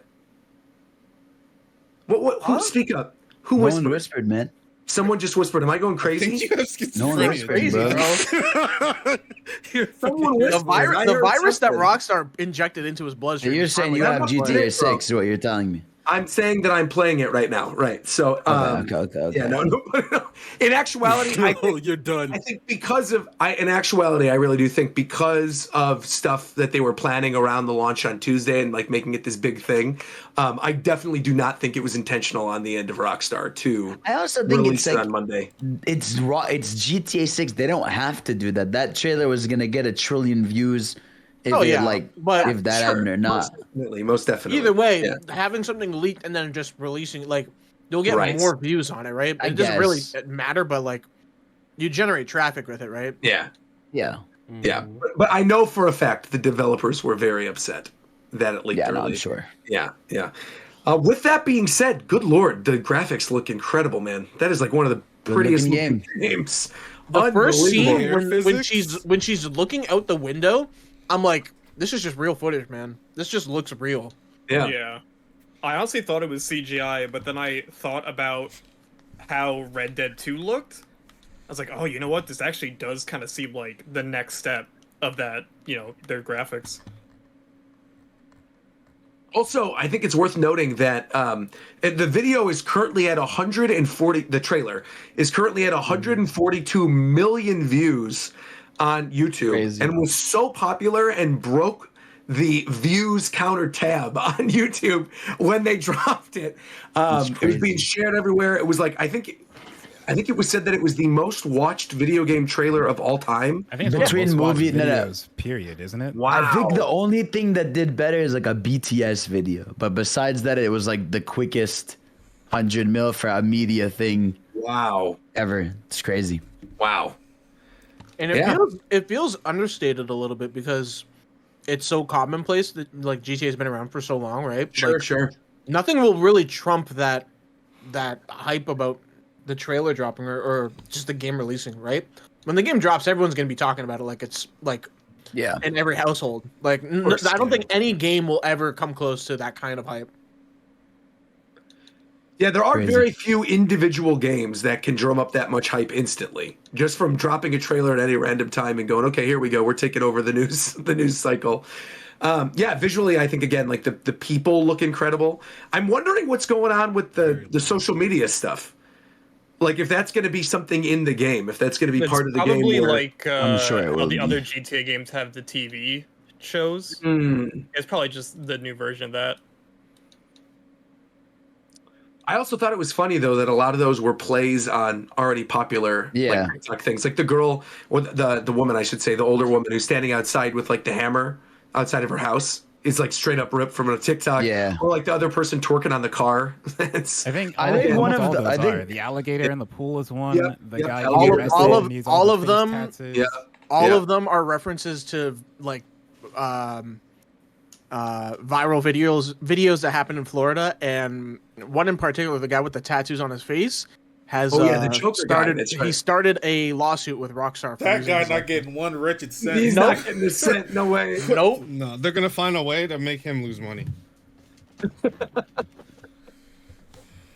I think actually that might be one of the, like, you know, in GTA you usually have your phone with you. I feel like deadass in that game they might have like a TikTok like app where it can literally scroll through events that are going viral and you can go to them in the game. Yeah. I definitely see that happening with GTA Online. Yeah, that'd be crazy, 100%. One of the shot that like impressed me, I think the most was like around the 30-something second mark, where you get the plane flying over the bay, where you get like the bridges that are on the water that look so blue, and then all these little islands surrounding it. I'm like, I think it would just be fun to like steal a jet ski and then drive around all the little islands in the bay. Like I don't even need the city at this point. Just like let me drive on a jet ski. It looks really incredible, and there's some great stuff even in that one shot of like the freight ships that are going underneath the bridges with the seaplanes, like with the little ski-doos and everything. It looks really cool. So I'm not even I'm not even like obviously that big of a GTA person, but I could see myself sinking a lot of time into this one for sure. Looks really cool. I like the approach they're doing with the dual protagonists in this, or maybe not even protagonists, but like just how they're approaching the playable characters in this. It's like a Bonnie and Clyde type thing. Yeah, for sure. They are. Okay. Yeah, it's like two runaway lovers doing crime in Miami. Looks great though. And there's a lot of cool, like funny Easter eggs if you just like pause the trailer at certain moments. I'm sure people have done full deep dives of stuff, but like I'm sure. One of the ones is there's like a shot where they're on an expressway. I'm trying to scroll through the trailer and find this. But it's like an expressway at night. I know the stadium that the Miami Heat play is in is shown in that. So here we go. Doing something over there. This is at the 51-second mark in the trailer where it says only Leonida did a crotch grab as an apology act for a bad driver. And you see there's like a sign in the background. And on the billboard in the back, it says wanted for panty sniffing. And then there's... Yeah, that's what it says. Go to the 51-second mark, and it's on the billboard. It's in the top left. It says wanted for panty sniffing, something guys. And then there's like a little police badge up there. And so... just lots of weird little things in the background. There's another one where it's like, please don't, it's like if you use your underwear, please don't resell it here. Like when they're robbing the store. It's on the far right. Yeah, what does it say? We will not accept cash stored in underwear is what it says on the sign on the door. So, yeah, the humor seems intact. Visually, it looks great. And it's coming out in 2025. It's also funny because people... That's the worst part about it. The time we're in, people are accusing Rockstar of being woke because it has a female lead. Just like, are you looking at the rest of this trailer? I'm gonna be real. I haven't really seen any of that at all. I saw like maybe like a handful of those things, and a lot of it was just people dunking on those people. You don't have those people are gonna die of heart disease soon. So there you go. See, we're good. We don't have to worry about them. Yeah. That also, I think that is also wild to me that there's a subsection of angry dudes who are sad that like there's a Latina protagonist in this game. Because it's like, what would they rather have? They want like a white guy killing cops? I thought the whole thing is that they love cops. So what exactly do they want? Wouldn't they rather have someone of a different race if they're trying to be like, oh, it's too woke or whatever? So like, it feeds into. You know what I mean? Yeah, it's like it's weird. It's like, well, how do you want it then? Like, what do you actually want? I would love to see social media right now if that GTA 4 DLC, the Ballad of Gay Tony, came out. Bro, and just them react to that. I would love to see that. That'd be pretty funny. That'd be, yeah, that's wild, man. Yeah, overall, I think it looks great. It looks really good. Well, like if it's not coming out to 2025, then what the hell are we going to look forward to for 2024? We got a whole year to wait. They kind of prematurely dropped that on us. Well, so that Wukong game that got announced, or the release date got announced, I should say, during the Game Awards is August. And then Final Fantasy Rebirth is right at the beginning of the year, right? It's February, along with a lot of other stuff. There's like the new Yakuza game is coming out at the beginning of the year. You've got the Tekken 8 coming out. The new 2K. Shut up, bro. What are you talking? Grand Blue Fantasy Relink. He was being serious. Persona, yeah. I think because like Tekken 8, Grand Blue Fantasy Relink, and Final Fantasy 7 are all real close to each other. Yeah. I also feel very strongly that Switch 2 is next year. I know we've talked about it a lot. I know there's been rumblings, but I feel like if you look at the output from Nintendo and how things are slowing down and how next year is a lot of remakes and a lot of re-releases, I really do think Switch 2 is going to be like a big thing next year. And I also think that's why Monster Hunter is 2025. And I know people are going to disagree with me, but I feel like Monster Hunter is going to be on Switch 2. And that's probably why they didn't announce platforms. I know they showed platforms in the trailer. Oh, did they? Yeah. Oh, okay. They can always add it. They can always add it. Yeah, but to me, it seems like the latter half of 2024, you're totally right. Like, we don't really know much. I think a lot of that stuff has been pushed to 2025. But I think, Nintendo sees the opportunity there. I think having a year basically open to themselves, winding down after, like, the final giant year of the Switch this year, you launch with like a 3D Mario or something for the holiday season next year, or like a new Mario Kart or whatever. And that's it, right? I mean, like they dominate the conversation then for the second half of the year, and then move into 2025. They don't have to worry about competing with stuff like Monster Hunter or competing with stuff like GTA, right? Like that's going to be a stacked year with all the stuff we already know about in 2025. And that's not even like taking into consideration other forms of entertainment. Like there are so many huge movies coming out in 2025 and so many big franchises. And I feel like having a little bit of a quieter year to allow people to catch up on their backlogs from 2023, which I think, we talked about this very briefly on one of the previous episodes, but like this year is one of the best years for video games in a while. I would say this rivals like a 1998. This rivals like a 2003. There's a lot of stuff that came out this year. And, I think it'll be fine to have a little bit of a quieter year, to have people catch up to everything. And again, there's still going to be good stuff. And there's plenty of things that probably are coming out next year that we don't even know about. I would rather next year be quieter because I still need to catch up on things from this year. Yeah. I feel like this year when is Project L? The aspect of what happened with COVID, and now that that's calmed down, we have a little bit of a break between all these games coming out. Also, you guys are laughing about Project L. I think the beta is next year. You don't think so? You don't think there'll be a playable beta? I'm being serious. Bro. Wait, do you guys really not think there will be a beta around Evo next year? Someone really didn't like that. I couldn't tell you. I couldn't. Because I don't think it's getting released by any means next year. But I do feel like I think we're going to have something playable in which people can get their hands on, even if it's not like, maybe it's not an open beta, right? But I think a demo at Evo next year is kind of not out of the question. They did that this year. For the game? Yeah, probably that was it. Oh, so wait, so why are you laughing at it? Why is everyone leaving? Then? No, because they go to sleep. Because I'm not going to be able to play it at home. You're talking like... I don't think we're getting that shit anytime soon, bro. I mean, it's obviously a lot further along than it was before. Yeah, most definitely. People have played the game like plenty of times. That's why I was thinking that, we might get something, maybe or it wouldn't be a beta, right? It'd be an alpha or something. But I do think there are going to be people playing that at home at some point next year. Whether or not it's a very small group or whatever. But I do think streamers, content creators, fighting game people will have their hands on some type of playable demo of that game by next year. Yeah. Since Viram left. Shout out, by the way, to Viram and Mike, who both had to bounce. They went to bed. Yeah. Yep. Grand Blue Versus, I didn't know this. The new one coming out is it has a limited free-to-play version that you can get. Yeah. And it has like rotating characters and stuff, and then it's like a certain, I think Gran is always available or something. Yeah. So that's actually really cool. Honestly, I think more fighting should do it like the Killer Instinct model.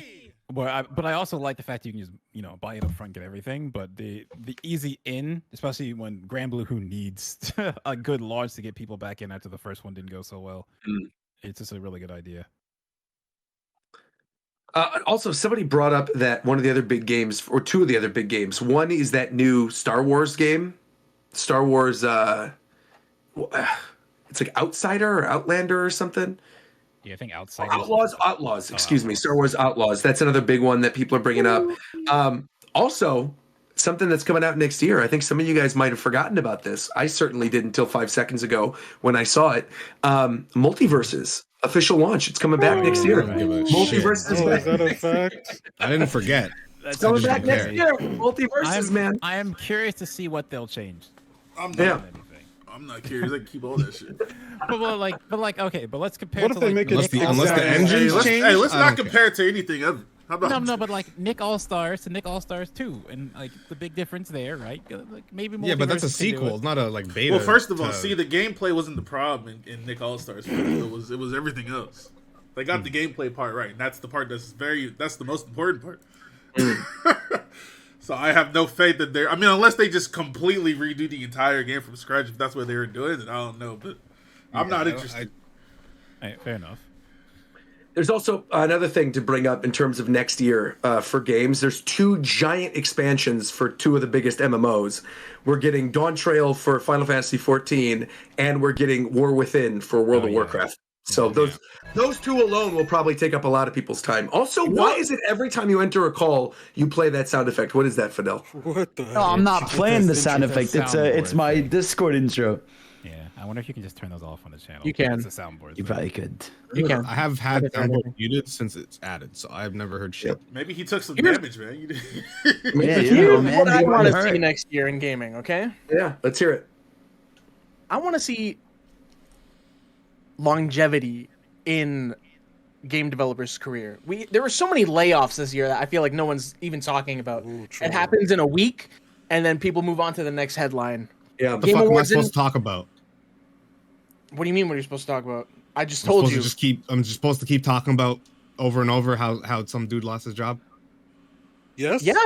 Yes. Now what's your answer? Yes. I'm not a journalist, Where do you go, bro. You let the people who are funding these games know that, like, this is unacceptable. Like, how are we having so many quality titles being released, and yet like thousands and thousands of people are still losing? There are literally people's jobs that are for that. I'm just a citizen.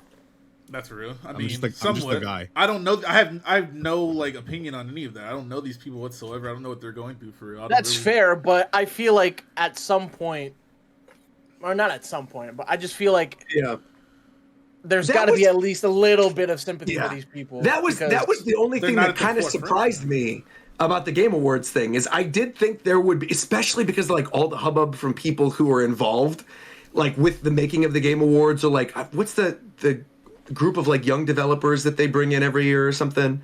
It's like the class of the Game Awards or something. But they were all tweeting about beforehand, like, oh yeah, there's going to be this portion in the Game Awards about like, them talking about the layoffs and saying, we understand it's a great year for games, but it's been a terrible year for developers. And like none of that happened at all. So yeah, a little odd that was left out of the actual awards. But and it like even with the news about Sony and Bungie, like Sony might have a full takeover on Bungie if they still don't perform soon, which will like abolish the complete, or not complete, but a lot of the creative control Bungie will have.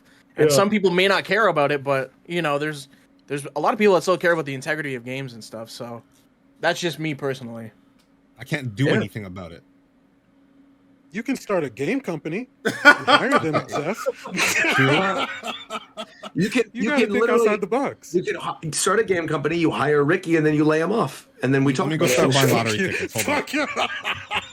I think, but I agree with you, Kos. It is, but I also agree that it's kind of hard to like. I'm not saying. About it. Yeah, I get that. I'm just saying, it would be nice to see a little bit more appreciation of people who actually put. Yeah, put all the time. I don't even know who these people are, though. They're not at the forefront. They're in the background somewhere. I have no idea. I understand that. That's something I would like to see change. That's kind of my point. I feel that. I feel that. Well, another thing. Go ahead. The day before, that shit's trash. Maybe you guys are all right about these developers, because that shit was ass. Got removed off Steam. Wait, what? Okay. What game? So there was a game called The Day Before, which is a zombie survival live game, right? It was like, I think, a heavily wishlisted game on Steam. A lot of hype surrounding it. It came out and immediately had like 15,000 negative reviews, overwhelmingly negative. Like, it was just a terrible game. The company like kind of just scammed people out of their money. It was just an awful game. So 4 days after the game came out, the company has been terminated. Like, it does not exist anymore, and the game has been delisted off of Steam. It is So yeah, maybe you guys are right. He kind of looks like you a little bit, Ricky. He needs the sunglasses, but he looks like you a little bit. He's got the beard and everything. Yeah, with this game, when they were announcing it, they announced it as an open world survival zombie MMO. McDareth saved you, just so you know. It came out as a. I was waiting for that. I was waiting for the response from Ricky. I was waiting. Shooter. Oh my gosh. He did. He saved your life, buddy. So the analogy someone said that I agree with a lot is, imagine they promised you World of Warcraft and gave you RuneScape, but it just didn't work. And you were there alone with nothing. It was around. way worse. That's It terrible. was literally just you walking around in an empty environment. So yeah, that studio actually completely shut down. Yeah. You know a studio that didn't shut down though?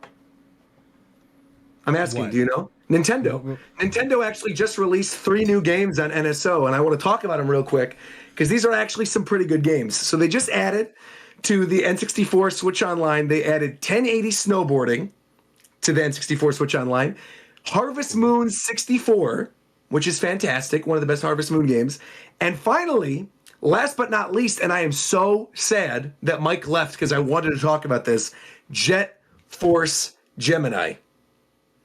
Jet Force Gemini, for those guys who haven't played this, is a third-person space shooter that was done by Rare during the same year that Donkey Kong 64 came out. It has very bizarre controls, but the game itself is actually so much fun. I have not touched this in like a decade, but I played through about an hour and a half of it yesterday before I went to bed, and I'm having a really damn good time with it. So I highly recommend, if you've got expansion pass, go play Jet Force Gemini. A third-person shooter game. Okay. Yeah, I thought it was side scroll. I thought it was a side scroller. No, that's the game with the shake game. I think you're thinking of. Yeah. So it's a third-person shooter game. The only thing is, like, the aiming of the guns is very strange. You have to hold down one of the trigger buttons and then have like the strafing with your right stick, and then your left stick is just up and down. Like, you can't go any other direction. You're just kind of like going vertical. And it's very bizarre, but once you actually get used to the controls, it's fine. But the music is pretty great. It's really genuinely funny. It's a well-written game. And it just has the right type of 90s vibes, man. It's cool. All I'm saying is they brought back the wrong snowboarding game. Well, Snowboard Kids is an eventuality, I think. That's okay. So I'm glad you bring that up, because this is something I've heard people talking about. Atlas? It is, but Atlas has already brought in a bunch of games on the various Switch. So I'm sure they could do it. So I'm sure they'll do it. Also, remember there was a list a couple years ago that leaked of every game that's ever going to be added to it. It was like it wasn't. It was a lot of it was just testing the emulator. Oh, was it? Yeah, because there was like stuff like Battle Network 5 specifically, or like specific versions of Mega Man Zero and things like that. But I would not be surprised if Snowboard Kids gets added eventually. I think the whole big thing with N64 Switch Online or any of these Switch Online things is I feel like day one with whenever the next Switch comes out, we are most definitely going to be seeing like all of this stuff carried over to the next system. Yeah, hopefully, because the infrastructure Nintendo should have by now is that we don't need to rebuy these games again every time they make a new system. Just they've confirmed that, I think, right? I think they have. Yeah, they've said that they've like shown. There's like some infographics showing how everything is going to be carried forward. Yeah, it's the only thing that's kind of up in the air right now is whether or not physical games will be able to be played on the Switch too. But I think even then, I think it's going to be. I think we've even talked about this in the show. I think it's a DS. It would be so 3DS situation. Yeah, I don't see a world in which that doesn't happen. Yeah. But that, I wanted to bring that up a little bit with N64 Switch Online. Anything else in terms of gaming news you guys want to touch on? Fucking best game of all time gets DLC in 2 days. Pokemon Scarlet and Violet. Yeah, right. That is. Oh no. Oh, that's right. Indigo Disc comes out. That's it's releasing at so it's supposed to come out on the 14th, but because of time zones, it's releasing here on the 13th at 8 p.m. Eastern. Who's playing? I ain't playing that shit. I bought it, so I'll play it, but I'm not gonna really. I'm not counting down the days. You know what I'll probably do though, Ricky? To be fair, you know how with the teal mask, how I made like a whole new team. Yeah. I'm not doing that. I'm bringing all my level 100s. No. I'm bringing my level 100s. I'm stomping all these kids, destroying them, and destroying their futures, and that's it. That's the plan. Yeah, I'm getting out of there. Getting into the school, beating everybody, and then walking out. That's it.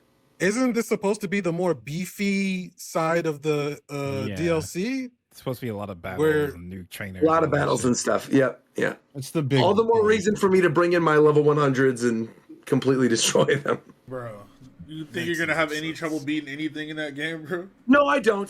To be fair, I brought in a Dragonite from Pokemon Go that had terrible IVs that I then named Ricky Cocaine and played through the majority of Teal Mask with just that. So I feel like we're okay. Yeah. Shitty shit game aside, if like there's some cool stuff that I saw. Like so this we know the school itself is in Unova now after like trailers and stuff. So like the like biodome shit that they have. Okay. The locations there are inspired by Unova because we see footage, screenshot, whatever, of a cave that looks almost identical to Chargestone Cave, and you can find Galvantula and Joltik in there. So I imagine other areas of the biodome thing is just gonna be sections of Unova, like slices of it dropped into there. So I got to ask you then, do you think this is a better chance now that Unova is going to be made again in this engine? Or do you think this is their way of being like, we're going to throw Gen 5 a little bit of a bone, but then with the black and white remakes, we're going to do something different? Nah, the dude that leaks everything but is a freak has basically confirmed we're getting some type of Unova title. So they're not doing this for no reason. Okay. Honestly, the wild battle music apparently in the dome is very similar to Black and White 2's wild battle music. Maybe, I honestly think it would be sick if they did Black and White 3. That's what one of the things was. I would love that. Yeah. It would make sense if they're introducing people like Drayton. Yeah. Wasn't it like Pokemon Gray was supposed to be a thing or something? No, there's like there's like a whole bunch of Gen 5 trademarks, and it was like Gray, Violet. But I think originally they were just like, we have so many cool ideas and new things that we can do. Let's just make a sequel. And I feel like, just do another sequel. I think that'd be a cool way to go about it instead of just remaking the same game over again. Like doing something like what they did with Brilliant Diamond, or even like what they did with Auras. As well as Brilliant Diamond and Shining Pearl sold, I'm sure they saw the criticism, so they would be more open to trying something else. Yeah. I also think maybe they'll give them less than maybe they'll give them more, than under a year to work on the game. That'd be pretty cool. That would also be kind of ridiculous if you think about it. If the Switch 2 is it is next year. Switch 2 is next year. But if it launched with Pokemon, if it launches with a Pokemon game, if it launches with like Black and White 3, would be insane for a launch. I don't think they've ever had a Pokemon game at launch before. No. And this is like a perfect timeline for it. Yeah, they could totally do it.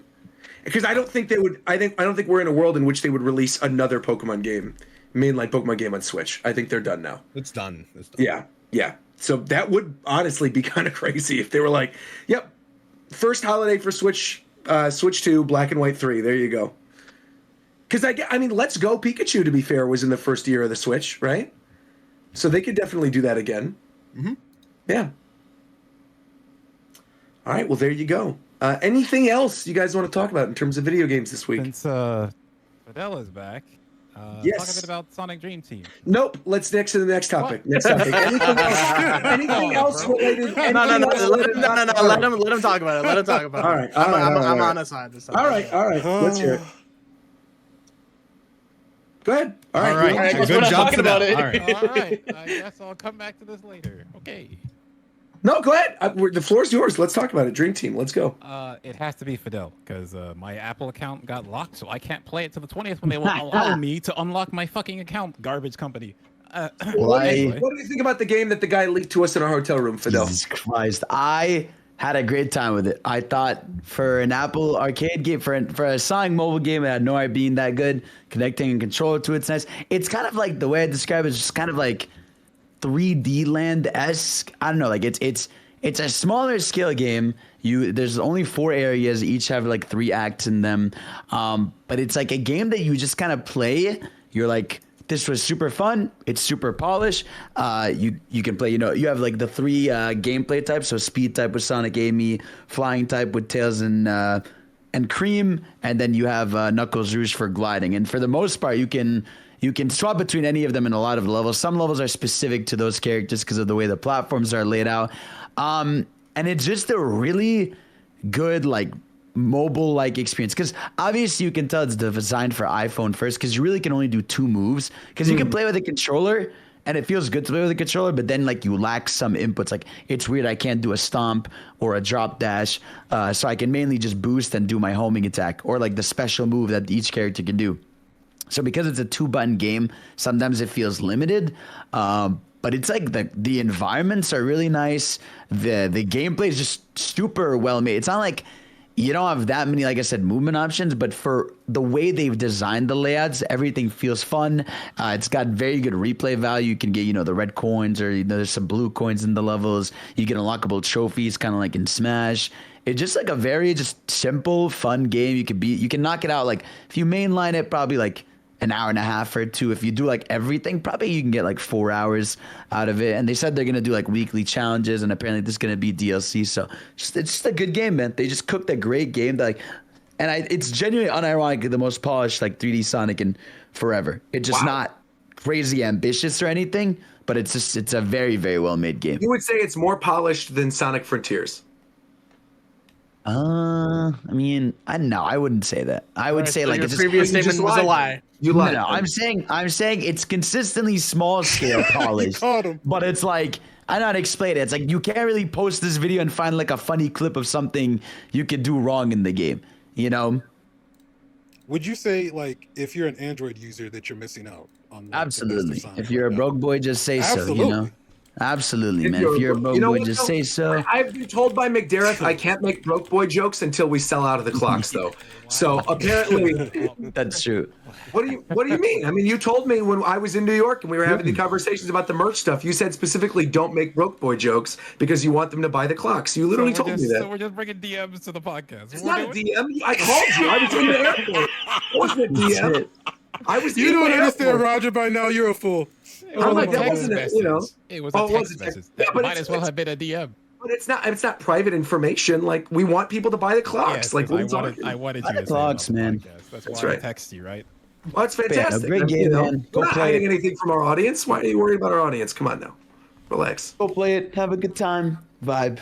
Yeah, and they're not broke boys. Again, to clarify, right? They're not broke boys. No, of course they're not broke boys. Our audience is the best. They're buying the clocks. They're the best. They're definitely buying the clocks. In fact, they're proving to us they're not broke boys by buying the clock. Because then if they don't buy the clock, then we're going to think you're a broke boy. That's how this works. Right, McDareth? Okay, so what I will say is I prefer Android and have an Android phone, but I have an iPad because having Apple stuff for certain things is good. Just Apple is too restrictive. Yeah. And in 2023, I can't reset the password of my account until they verify my identity. That's fucking crazy. Fucking 20 days. Anyway, Do you have to like submit your ID, your driver's license, no or idea. something like that? They just said, "Hey, it's gonna take 20 days. We'll contact you later. Peace out." You send me the information. I'll speed this up.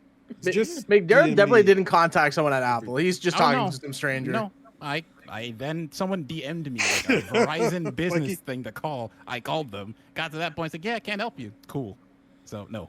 Wait, so why are you like? If you talk to them, why are you leaking their DMs on the show? That's not cool, McDareth. Why are you saying that? Because this is a public customer service phone call, Roger. No. Not the Uno reverse card. That's right. Yeah. Oh shit.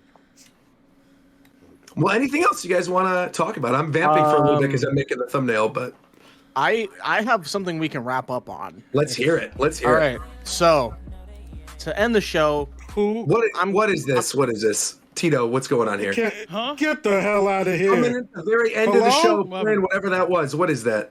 What happened? What you know what happened? What was that? I don't. I just got here. That was his soundboard. Oh, that's his soundboard. You guys gotta disable that, please, Warchamp. Hey, Warchamp, just turn him off on the chat. All right. Anyway, let's. What would you want to wrap this up on? All right. So I'm going to announce something that I have not told the rest of the cast right now. Okay. Oh shit. Guys, as you all know, the Game Awards has just happened. Yeah. And who doesn't like a good award show, right?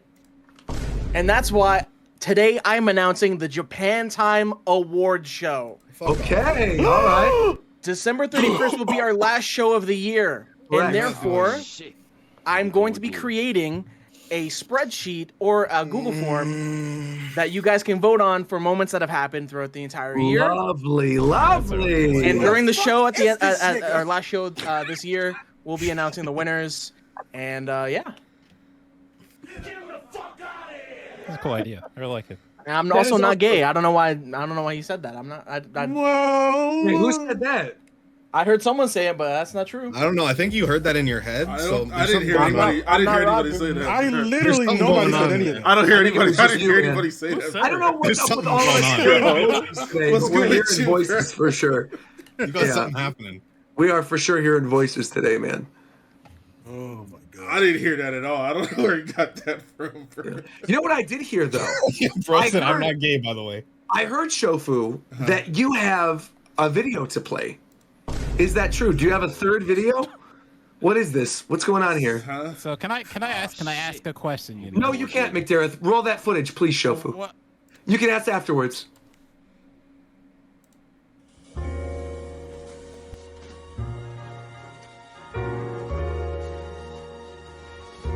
It was obvious from the moment you stumbled into bar that you are the run. The wild-looking all gaze, the bruises around your neck, or not even a stitch to cover your manhood. You had guilty written all over you. And in this city, I know all the faces of the crooks. Yours is one I couldn't miss. When you told me your name was Roger DeLuigi, I nearly laughed out loud. Even a petty thief could come up with a better alias than that. I knew you were wanted, probably for something big based on how jumpy you were. So I decided to make a call to the law and hopefully secure a reward in the process. Don't take it personal.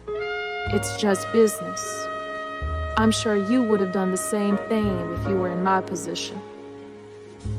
We do what we must to survive in this cutthroat town, you know. But all this could have been avoided if you had just been smarter. You move like an amateur. You should have changed your old appearance. A simple disguise, like a hoodie or new t-shirt from WDFAshop.com, could have kept everyone off your trail. Anything to cover up that recognizable note of yours. You made it too easy for me to ID you. But it's too late for all that now. You're going back to the slammer, and I'll be collecting every penny of that $14 over your head. Maybe you'll wise up for your next escape. However now, your number's up.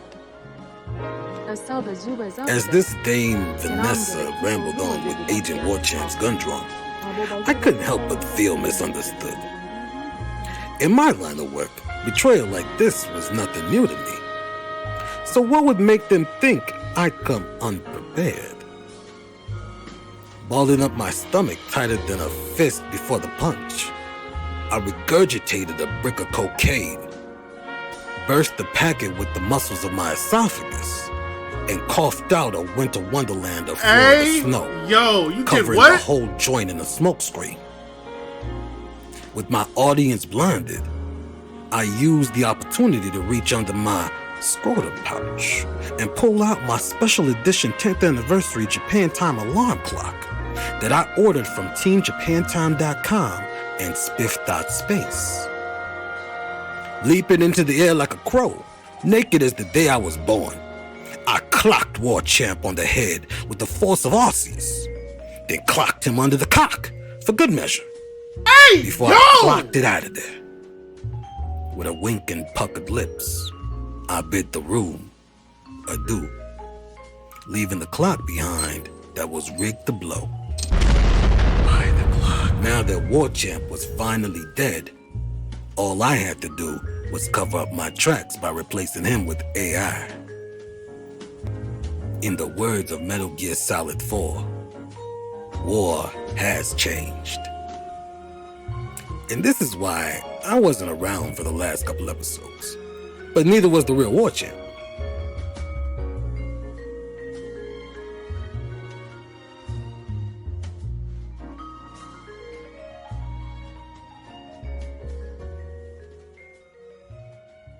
Don't report the stream. I had nothing to do with this, bro. I had nothing to do. What? What? What?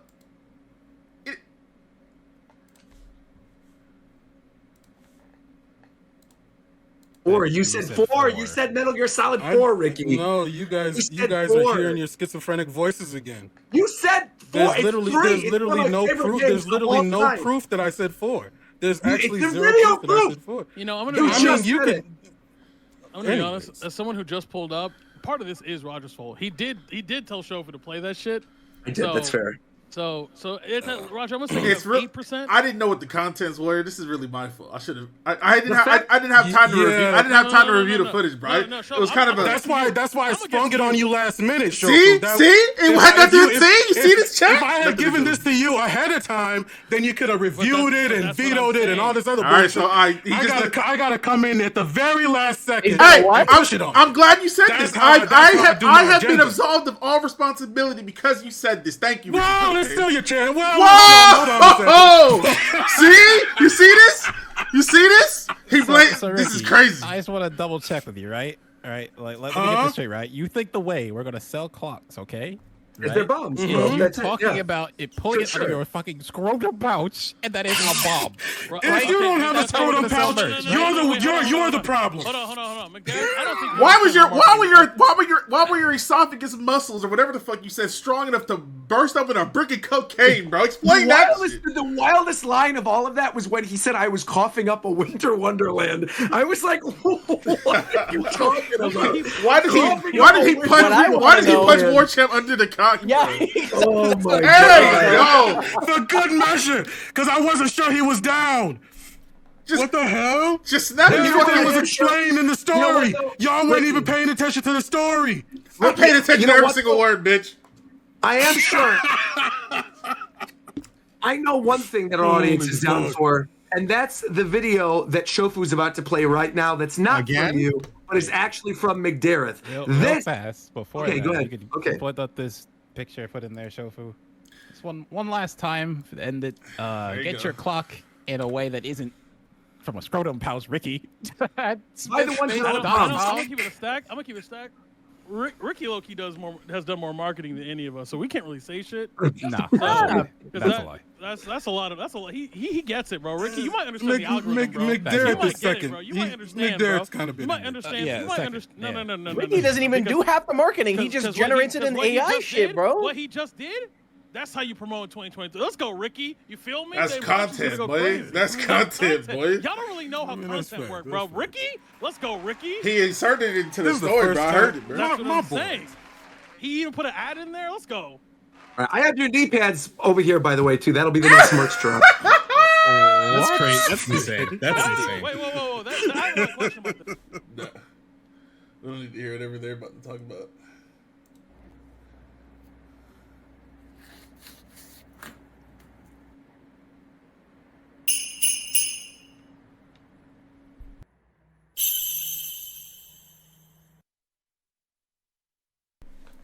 That was it? That was the whole thing? That's the whole thing. That's it. Yeah. So we are doing a full-on collab with SPIF Space.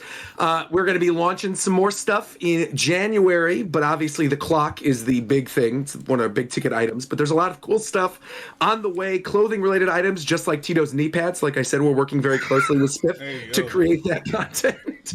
There is some other cool stuff, but what the fuck? That's fair, man. Real fast. I can explain the video. Yeah, you don't want me to leak stuff. I understand. That's fine. The reason what I'm saying.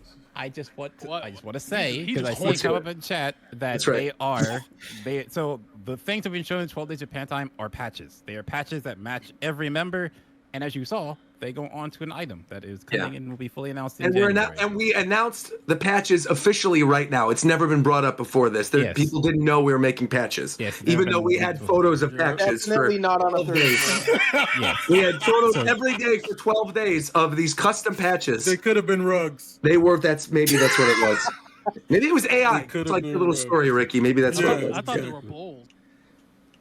But we are going to be selling those, right? It's going to be a thing. Right on. So and it's going to be full details will come in January. So full details. Okay, so it's I can't say what they're going to be attached to or like what we're going to bundle them with, right? No, I can't say that right now. I can't say that I'm going to be. We're not going to say that right now. Just trying to give. I'm trying to give you a heart attack. I'm sorry. You won't because you're pussy, Roger. That's why. I won't. No, I mean I already did it on the Game Awards stream, and they got really mad at me. So I'm not going to bring up the jackets or anything. Don't worry about it. We're good. They're not even jackets, but stop. No. I'm saying. I know. I'm saying I'm not going to bring up the jackets. We're already trying to them sell off the old McDareth? store. Why are you even talking about it? Yeah, what are you saying? I'm talking about the jackets that we have left over from the last campaign. Exactly. We have the LIFO jackets we have to sell, which will be going up on the website relatively soon. We have not only twice and you let it happen. we have back stock of the jackets. We have back stock of some hats as well. So if you missed the Japan Time hats a little while ago, we are going to be bringing those back. There's like the 3 different designs, right, on like the white hat. So we got more of those. We have a little bit of back stock of the shirts with the clocks on them as well. So that's going to be kind of cool. And all that stuff will hopefully be going up on Team Japan Time. That won't be on the SPIF website. That'll be a separate thing. But yeah, all the cool SPIF stuff is going to be going up starting January. And we may or may not all be getting together for something in January too, right? Yeah. Can we say that? Yeah. I mean, I leaked it, so. We've already hinted at that. So okay, cool, cool, January 6th, so we can say you already know. Definitely. We're going back. It wasn't me. My hands are up this time, McDareth. This wasn't me. I promise. Okay, all we need to know is that Ricky will not be there because he's a fucking whore. He might actually. Oh my God! Yes, sir. Yes, sir. That's I actually. He knows if I see him, it's on the fucking Hollywood sign that he goes power bomb. He knows what it is. All right, can we stop dodging what we're actually here for? What's up? Shofu, drop the cipher right now. Like, just here you go. Let's go. Yeah, let's go. Here it goes. You all wait. If you stay for the end, it's coming up right now. 5, 4, 3, 2, 1. Thank you all for listening. Please enjoy Pokemon Cypher 2023.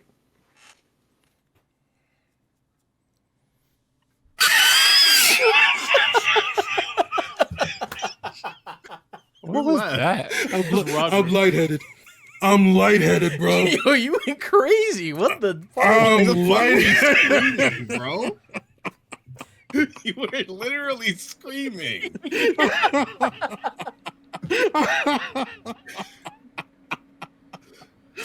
Oh my gosh. Yo, There's only 2 things. Crazy. Only 2 things can get me that excited. Sparking Zero and the Pokemon Cipher. Those are the only two things, bro. I can see. I mean, another game you're gonna be dog shit at.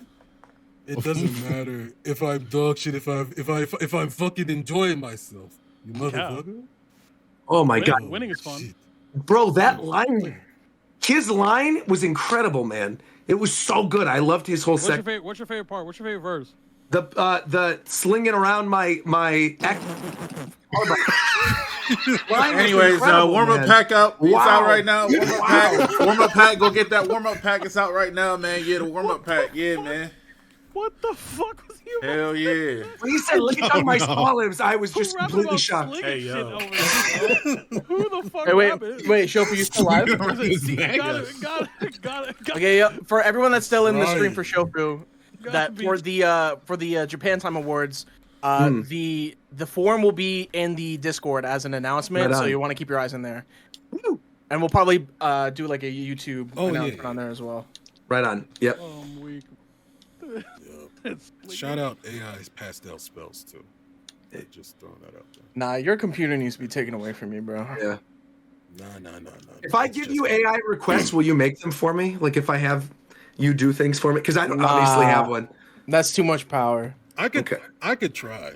How much longer do you have the thing?